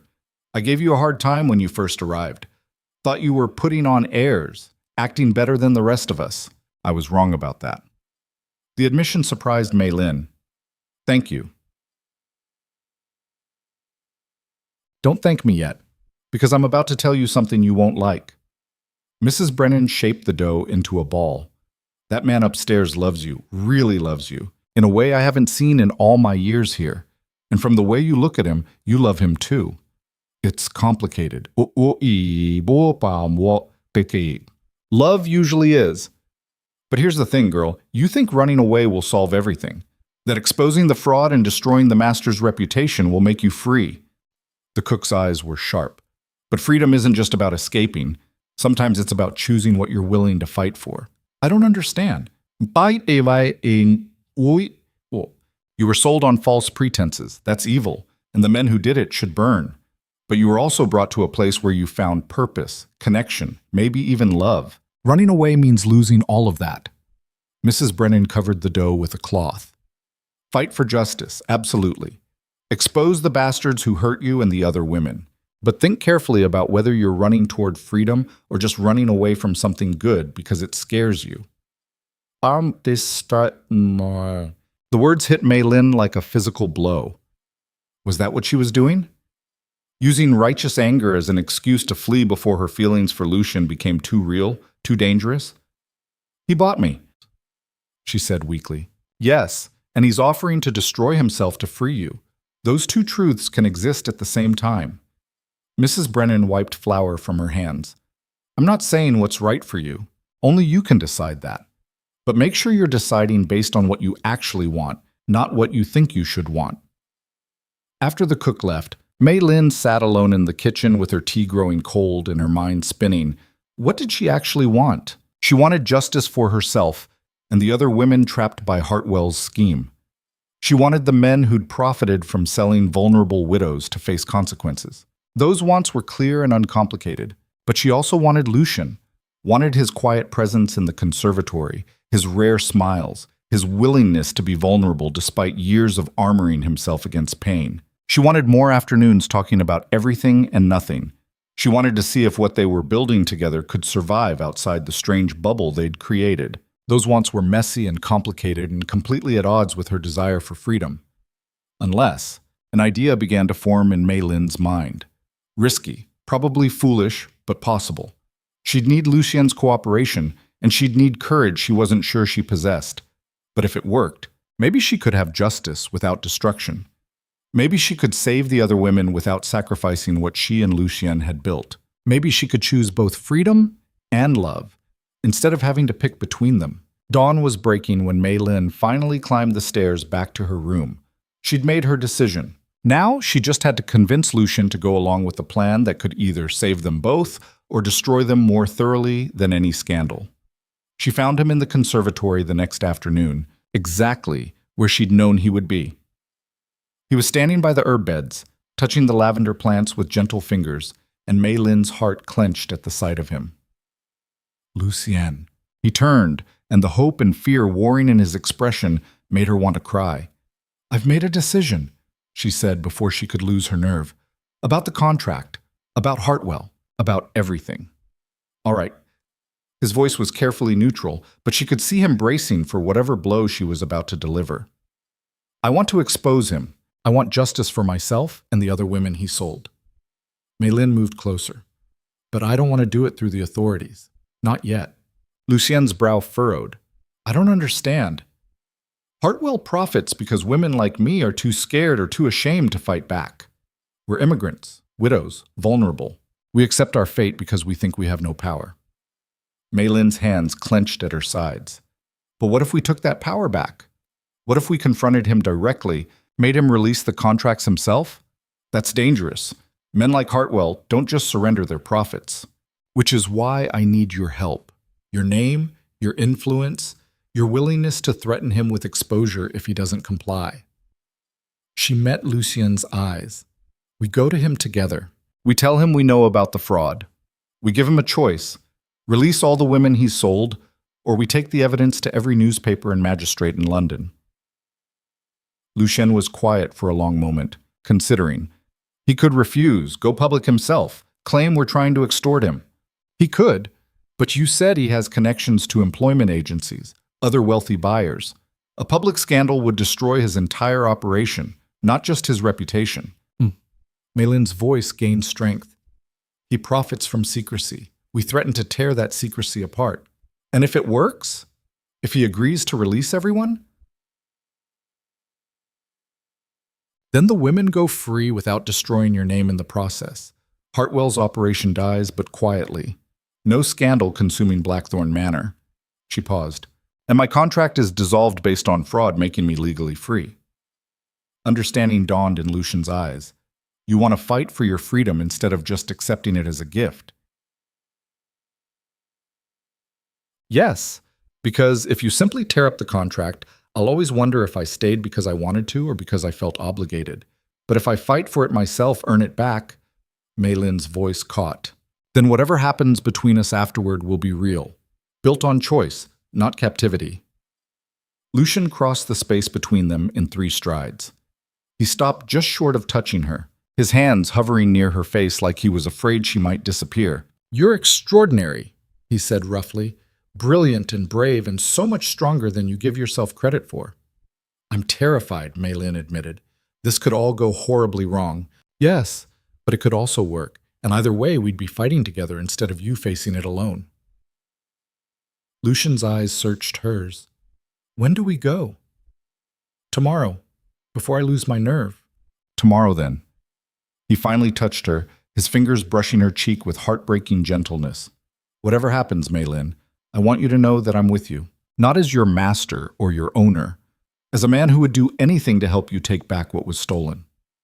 Mei Lin leaned into his touch, allowing herself this moment of closeness before everything became complicated again. "I'm still angry at you for buying me in the first place." "You should be. I'm angry at myself." "But I'm also," she struggled for words, "I'm also grateful. For the conservatory, for the conversations, for seeing me as a person instead of a possession." "You were always a person. I'm sorry it took me so long to act like it." They stood there in the growing dusk, holding on to each other like lifelines. Tomorrow they would confront the man who'd sold Mei Lin into servitude. Tomorrow they would demand justice or risk everything in the attempt. But tonight, in this conservatory they'd built together, They were just two people who'd found each other in the darkness and were trying desperately to build something that could survive the light. "Lucien," Maylin said softly. "Yes?" "Whatever happens tomorrow, whatever we find with Hartwell," she pulled back enough to meet his eyes. "I need you to know that my feelings for you are real. Complicated and impossible and probably foolish, but real." But his smile was sad and beautiful and full of hope. That's all I needed to hear. They stood there until full dark fell and Mrs. Hardwick came looking for Maylin to remind her that servants needed to be up early. Lucien released her reluctantly, his fingers trailing across hers as she stepped away. That night, Maylin packed a small bag with her few possessions, including her grandmother's jade bracelet. She didn't know if tomorrow would end with her freedom or her complete destruction. But either way, she was done being a victim, done accepting what cruel men decided her life was worth. Tomorrow, she would fight back. And if she was very lucky, she might just win. Morning came too fast and not fast enough. Maylin dressed in her plainest clothes, the gray servant's uniform she'd worn since arriving at Blackthorn Manor. She wanted Hartwell to see exactly what his scheme had reduced her to. Wanted him to look at the evidence of his corruption standing in front of him. Her hand shook as she fastened the buttons, and she had to try twice to get them through the holes. The jade bracelet felt heavy on her wrist, like her grandmother's presence anchoring her to something older and stronger than fear. She found Lucien waiting in the entrance hall, dressed in dark formal clothes that made him look every inch the aristocrat. His face was carefully blank, but she could see tension in the set of his shoulders. "Ready?" he asked. Maylin wasn't sure she'd ever be ready for this, but she nodded anyway. The carriage ride into London felt endless. They sat across from each other, not speaking, the evidence folder resting on the seat beside Lucien like a loaded weapon. Every mile that passed brought them closer to a confrontation that could either free her or destroy them both. Halfway through the journey, Lucien spoke. "If this goes badly, if Hartwell refuses or threatens violence, I want you to let me handle it. Get yourself to safety and let me deal with the consequences." "No." "Maylin." "No." She met his eyes. "We do this together or not at all. I won't let you sacrifice yourself while I run away. That's not who I am." Lucien looked like he wanted to argue, but something in her expression stopped him. Instead, he reached across the space between them and took her hand. His fingers were warm, steady, and Maylin held on to them like a lifeline. "Together, then," he said quietly. They didn't let go until the carriage rolled to a stop in front of a respectable-looking office building in the city. Hartwell's business occupied the third floor. The brass nameplate reading Hartwell and Associates, Financial Solutions. Financial Solutions. Such a polite name for selling human beings. Maylin's stomach churned as they climbed the stairs. The hallway smelled of old paper and furniture polish. Everything looked legitimate, professional, the kind of place where desperate people came seeking help and left owned by strangers. Lucien knocked on the frosted glass door marked Private Office. "Enter," called a voice from inside. The office was larger than Maylin expected, with dark wood paneling and leather furniture designed to intimidate.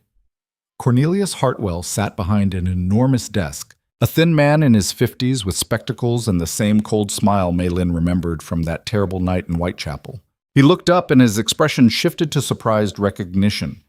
"Mr. Blackthorn, what an unexpected pleasure." His eyes slid to Maylin, and something calculating entered them. To May. "And you've brought your housekeeper. How?" "Domestic." Maylin felt Lucien stiffen beside her, but his voice remained level. "We need to discuss the contract you arranged between us, Hartwell. Specifically, the debts that justified it." Hartwell's smile didn't waver. "Is there a problem with Mrs. Zhao's performance?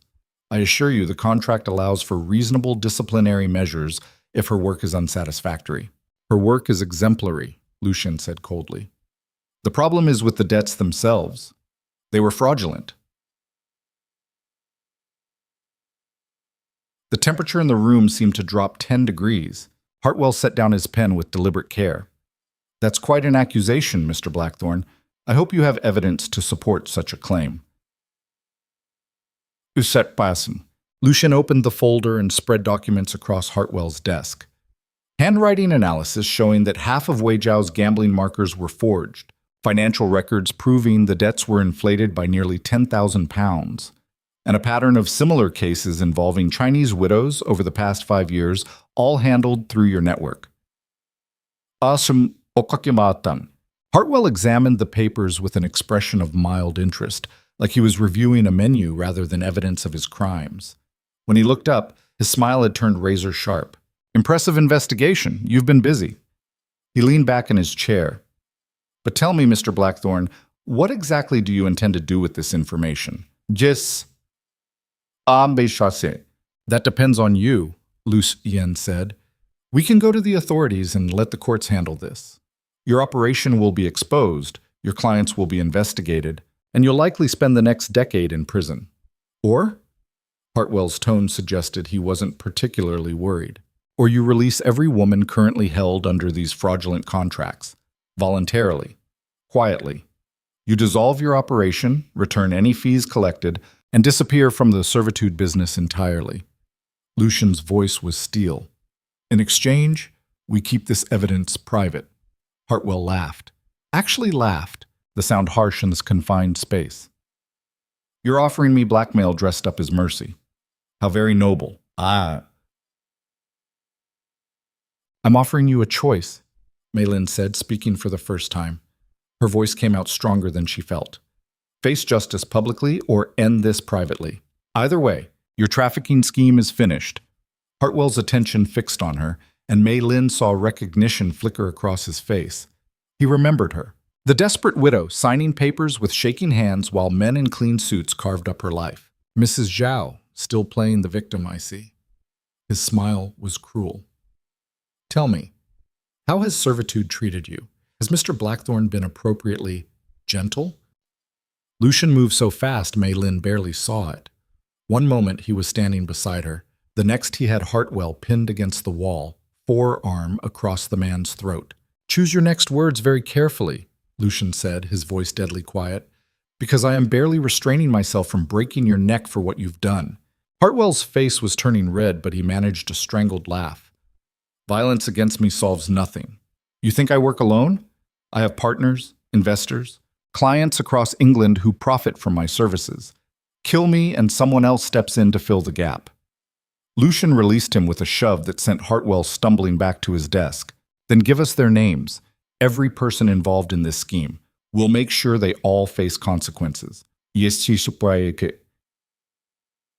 You're mad. Hartwell straightened his collar, composure cracking for the first time. Do you have any idea who my clients are? Members of Parliament, lords, men with more power and money than you could imagine. You threaten them and they'll destroy you. Let them try. Lucian's expression was fearless. I'm willing to lose everything to stop this. The question is whether you're willing to go down with your entire network or save yourself by cooperating. The office fell silent, except for the ticking of a clock on the mantel. Hartwell looked between them, calculating odds, weighing options. Maylin could practically see his mind working through scenarios, searching for angles and leverage. Finally, he spoke. You're both fools. Even if I agreed to release the current contracts, it wouldn't matter. Those women have nowhere to go. No money, no prospects. Most of them would end up back in servitude within a month, just through different channels. That's not your concern, Maylin said. You create the problem, then profit from our desperation. Just because the world is cruel doesn't justify you making it worse. Such idealism. Hartwell's smile returned, thinner this time. Very well. I'll release the 6 current contracts, return the placement fees, but I want something in return. You're not in a position to negotiate, Lucian said, aren't I?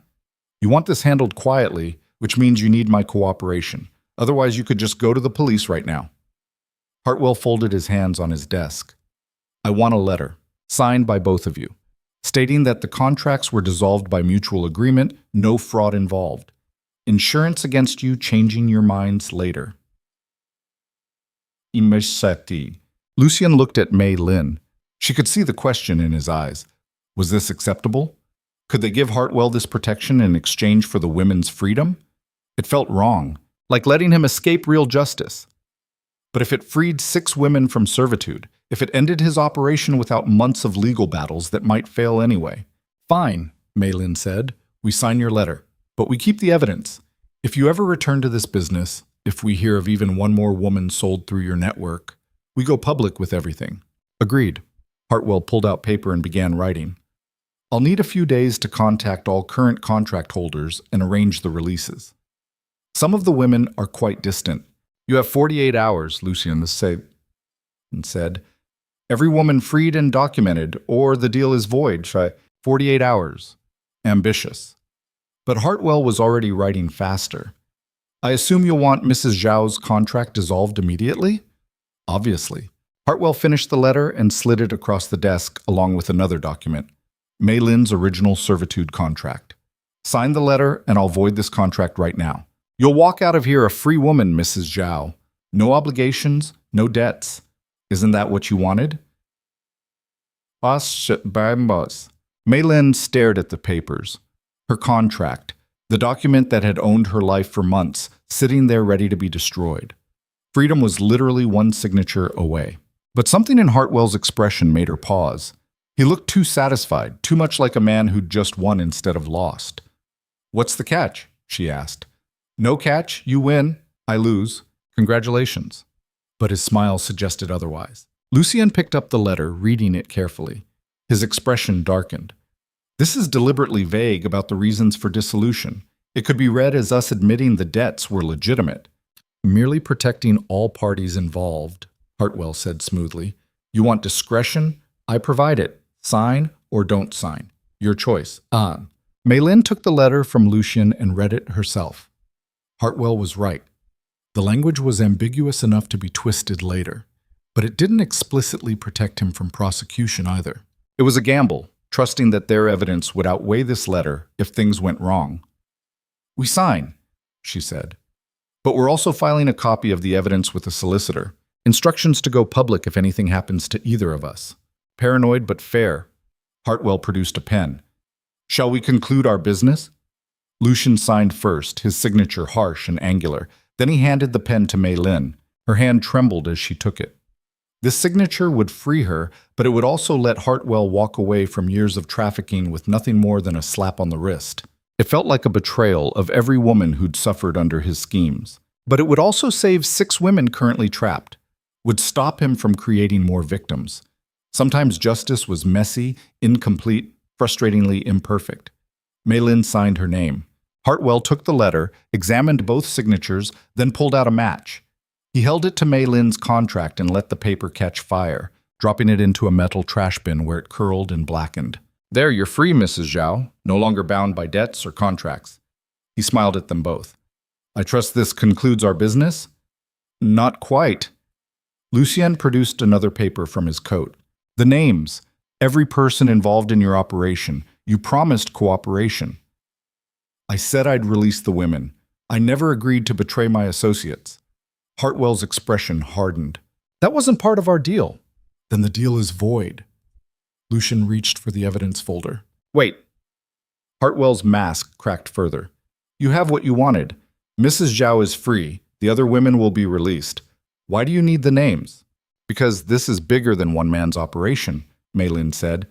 "You said yourself that partners and investors are involved. As long as they're operating, more women will suffer. We need to end this completely. I give you those names. I'm a dead man. These aren't people who forgive betrayal." "Then you should have chosen better business partners." Lucien's voice was implacable. "The names, Hartwell, or we walk out of here and go straight to the Times with this entire story." The clock ticked. Hartwell's hands clenched and unclenched on his desk. Sweat beaded his forehead despite the cool room. He was trapped, and he knew it. Cooperate or watch his entire world burn. "I want protection," he said finally. "Witness protection, relocation, new identity. If I give you these names, you arrange that through your connections." "Absolutely not," Mei Lin said. "You don't get to escape consequences completely. Then no names. And when my associates come after you for threatening their profits, don't say I didn't warn you." They'd reached an impasse. Hartwell couldn't be trusted to actually disappear even with protection, but without the names, the larger network would survive. Mei Lin looked at Lucien, trying to read his thoughts. "We'll arrange a meeting with the authorities," Lucien said slowly. You give them the names directly, provide evidence of the network's operations. What happens to you after that is between you and the law. So I trade one prison for another. You trade certain destruction for a chance at mercy. Take it or leave it. Hartwell stared at them both, and Mei Lin saw the moment his resistance broke. He was beaten, and he knew it. All that remained was deciding how much to take down with him. Fine. He pulled out a leather-bound ledger from his desk drawer. This contains everything. Names, dates, amounts paid, women sold, my entire operation documented. Lucien took the ledger carefully, like it might explode. He flipped through pages of neat handwriting listing human beings bought and sold like commodities. Mei Lin glimpsed her own name among them. Zhao, Mei Lin, Chinese widow, age 27, sold to L. Blackthorne for 12,000 pounds. Seeing herself reduced to a line item in a criminal's account book made her feel sick. We'll deliver this to the authorities, Lucien said, closing the ledger. Along with our evidence, they'll contact you to arrange your testimony. And the other women? You'll make sure they're actually freed? We'll verify every release personally. Lucien tucked the ledger under his arm. If even one woman is still held after 48 hours, this entire deal is void, and you face full public prosecution. Hartwell nodded wearily. He looked smaller somehow, diminished. Is that all? Mei Lin stepped forward. She needed to say this, needed him to hear it from her directly. What you did to me, to all those women, it wasn't just business. It wasn't just profit. You destroyed lives for money. You took vulnerable people and made them more vulnerable. Her voice shook but didn't break. I hope you spend every day of whatever future you have left remembering that. Something flickered in Hartwell's expression. Guilt, maybe, or just fear of consequences. I was meeting a demand. If men like Blackthorne weren't buying, I wouldn't be selling. Don't. Lucien's voice cut like a blade. Don't you dare blame buyers for your crimes. I'm guilty of participating in your scheme, and I'll carry that shame for the rest of my life. But you're the architect of this misery. Own it. Hartwell said nothing. There was nothing left to say. They left him sitting behind his desk, surrounded by the remnants of his empire.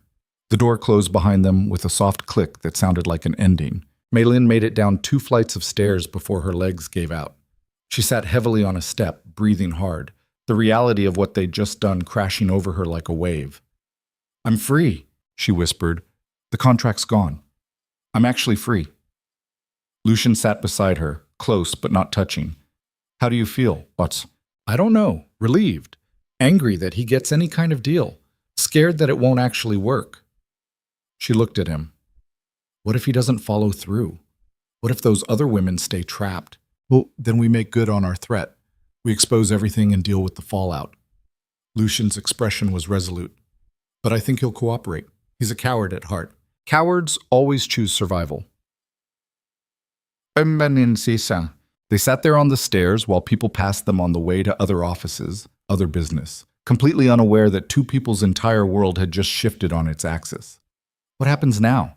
But, Mei Lin asked quietly, we verify the releases. Deliver the ledger to the authorities. Make sure Hartwell keeps his word. Lucien paused, and then we figure out what comes next, for both of us. The weight of that unfinished conversation hung between them. Mei Lin was free now, legally, actually free. She could leave Blackthorne Manor, leave Lucien, start over somewhere far away from all of this. But sitting here beside him, feeling the warmth of his presence, she realized she didn't want to run. Not anymore. Lucien, She stopped, unsure how to put everything she was feeling into words. You don't have to decide anything right now, he said gently. You've just gotten your life back. Take time. Figure out what you actually want without the shadow of servitude hanging over you. What if what I want is complicated? Then we'll figure out the complications together, if that's what you choose. He finally looked at her, and the vulnerability in his eyes made her chest ache. But only if you choose it freely. Mei Lin. Not because you feel obligated, not because you're grateful, not because you think it's what I want to hear. Only if it's what you actually want.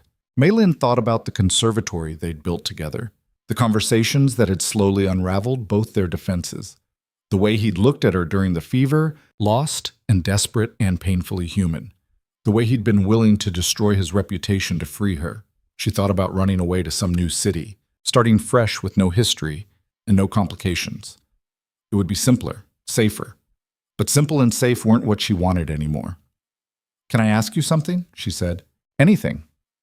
"That night at your club, when Hartwell showed you my photograph, you said you recognized the look on my face because you saw it in your own mirror." Mei Lin turned to face him fully. "What did you see?" Lucian was quiet for a long moment. Someone drowning who was too proud to call for help. Someone who'd accepted loneliness as inevitable. He met her eyes. Someone who'd forgotten what it felt like to hope for anything better. And now?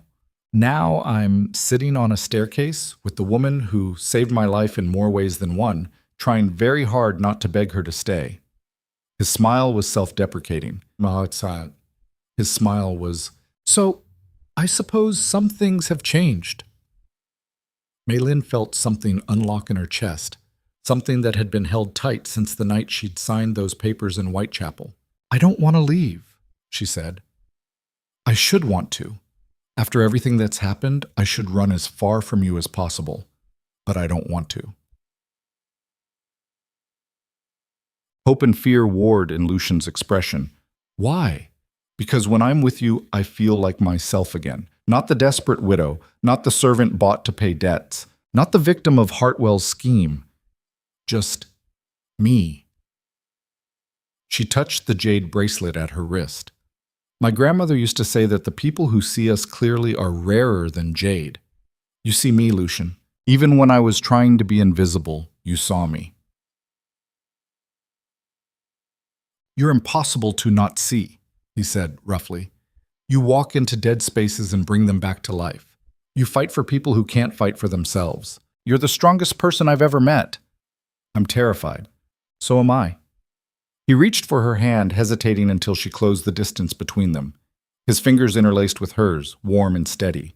"I'm terrified that you'll realize I'm not worth staying for. That the guilt of how we started will poison everything we could build. That I'll wake up tomorrow and this will all have been a fever dream." "It's not a dream," Mei Lin said. "It's messy and complicated and probably going to be difficult in ways we can't even imagine yet. But it's real." "Yes." Lucian's thumb traced circles on her palm. "What do you want, Mei Lin? If you could have anything, do anything, what would you choose?" She thought about it seriously. "I want to make sure those other women actually get free. I want to see Hartwell's network completely destroyed. I want justice for Wei, even though he's dead and we'll never know it." She paused. "And I want to see what we could be if we started over. No contract, no debt, no servitude, just two people choosing each other freely." "That's what I want too," Lucian said, "more than I've wanted anything in years." They sat there on the staircase, holding hands like teenagers, while the enormity of everything settled over them. Freedom was more complicated than Mei Lin had imagined. It wasn't just the absence of chains, it was the terrifying responsibility of deciding what to do with a life that was suddenly, completely her own. "We should go," Lucienne said eventually. "We have 48 hours to verify releases and get this ledger to the authorities. That's not much time." "No." But Mei Lin didn't move. "Lucienne, one more thing." "Yes?" "When this is over, when we've dealt with Hartwell and freed the other women and handled all the practical things that need handling, I want you to ask me properly." He looked confused. "Ask you what?" "To stay, to try building something together, to see if what we feel can survive outside of crisis and proximity." She squeezed his hand. "But not as my former master asking his former servant. As a man asking a woman he loves if she'll choose him freely."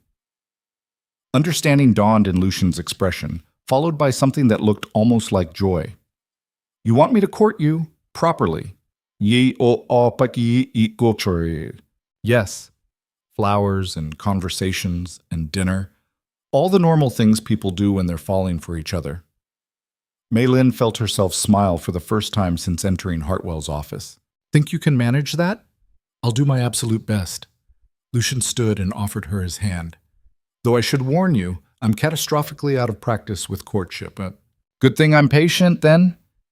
She let him pull her to her feet, and they stood close in the narrow stairwell, the world continuing around them while they held on to this moment. Mei Lin? Yes? Thank you for giving me a chance I don't deserve. You deserve more than you think, she said. Now come on, we have women to free and crimes to report. The romance can wait until after we've saved the world a little. B. They descended the rest of the stairs together, emerged into London's grey afternoon, and climbed back into the carriage. The ledger sat between them like evidence of everything broken about the world, but their clasped hands suggested that broken things could sometimes be mended.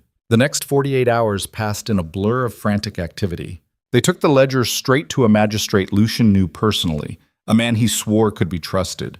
The magistrate listened to their story with growing horror, examined the evidence, and immediately began issuing orders to his clerks. This is larger than I anticipated, he said grimly.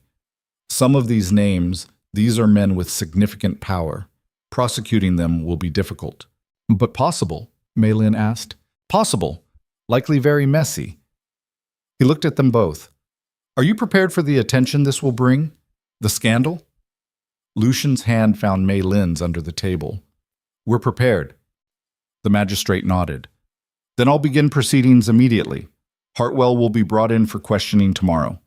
In the meantime, I'll send officers to verify these contract releases he's promised. Boy? We want to verify them ourselves, Mei Lin said. Those women deserve to hear from someone who understands what they've been through. Highly irregular, but given your involvement. The magistrate sighed. Fine, but you'll be accompanied by officers. This is official business now. They spent the next day and a half tracking down 6 women scattered across England. Each visit was harder than the last. A young Vietnamese widow in Manchester who broke down crying when they explained the fraud. An Indian woman in Liverpool who'd been working 16-hour days in a textile factory as part of her contract. A Chinese woman barely older than 20 who'd been sold to a doctor in Bath and had barely spoken since arriving. Hartwell had kept his word. The contracts were all being dissolved, the women released.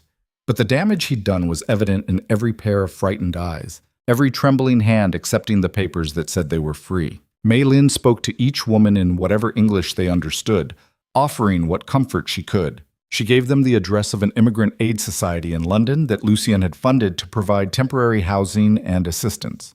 She told them they weren't alone, that what happened wasn't their fault, that freedom was still possible even when it felt impossible. Some believed her, some were too broken to believe anything. By the time they returned to Blackthorn Manor on the second evening, Mei Lin felt like she'd aged a decade. The weight of all those women's pain sat heavy on her shoulders. Mrs. Hardwick met them at the door. The magistrate sent word. Hartwell's been arrested. Several of the men named in the ledger have also been taken into custody. Awesome. Her expression was fierce with satisfaction. It's not over, but it's begun. Good. Lucien looked exhausted, his careful composure finally cracking. That's good. Dinner's ready in the servants' hall, Mrs. Hardwick said. Though I suspect you both need rest more than food. Actually, Lucian said, straightening, I'd like Mrs. Zhao to join me for dinner in the main dining room tonight, if she's willing. Mrs. Hardwick's eyebrows rose, but she nodded. I'll have it set for 2. After she left, Mei Lin looked at Lucien questioningly. The main dining room. You're not a servant anymore. You shouldn't eat in the servants' hall. He smiled, tired but genuine. Besides, I promised you proper courtship. It has to start somewhere. An hour later, Mei Lin found herself sitting at the long table in Blackthorn Manor's formal dining room, wearing the nicest dress she owned, which wasn't very nice at all. Lucien sat at the opposite end in fresh clothes, looking almost nervous. It was ridiculous.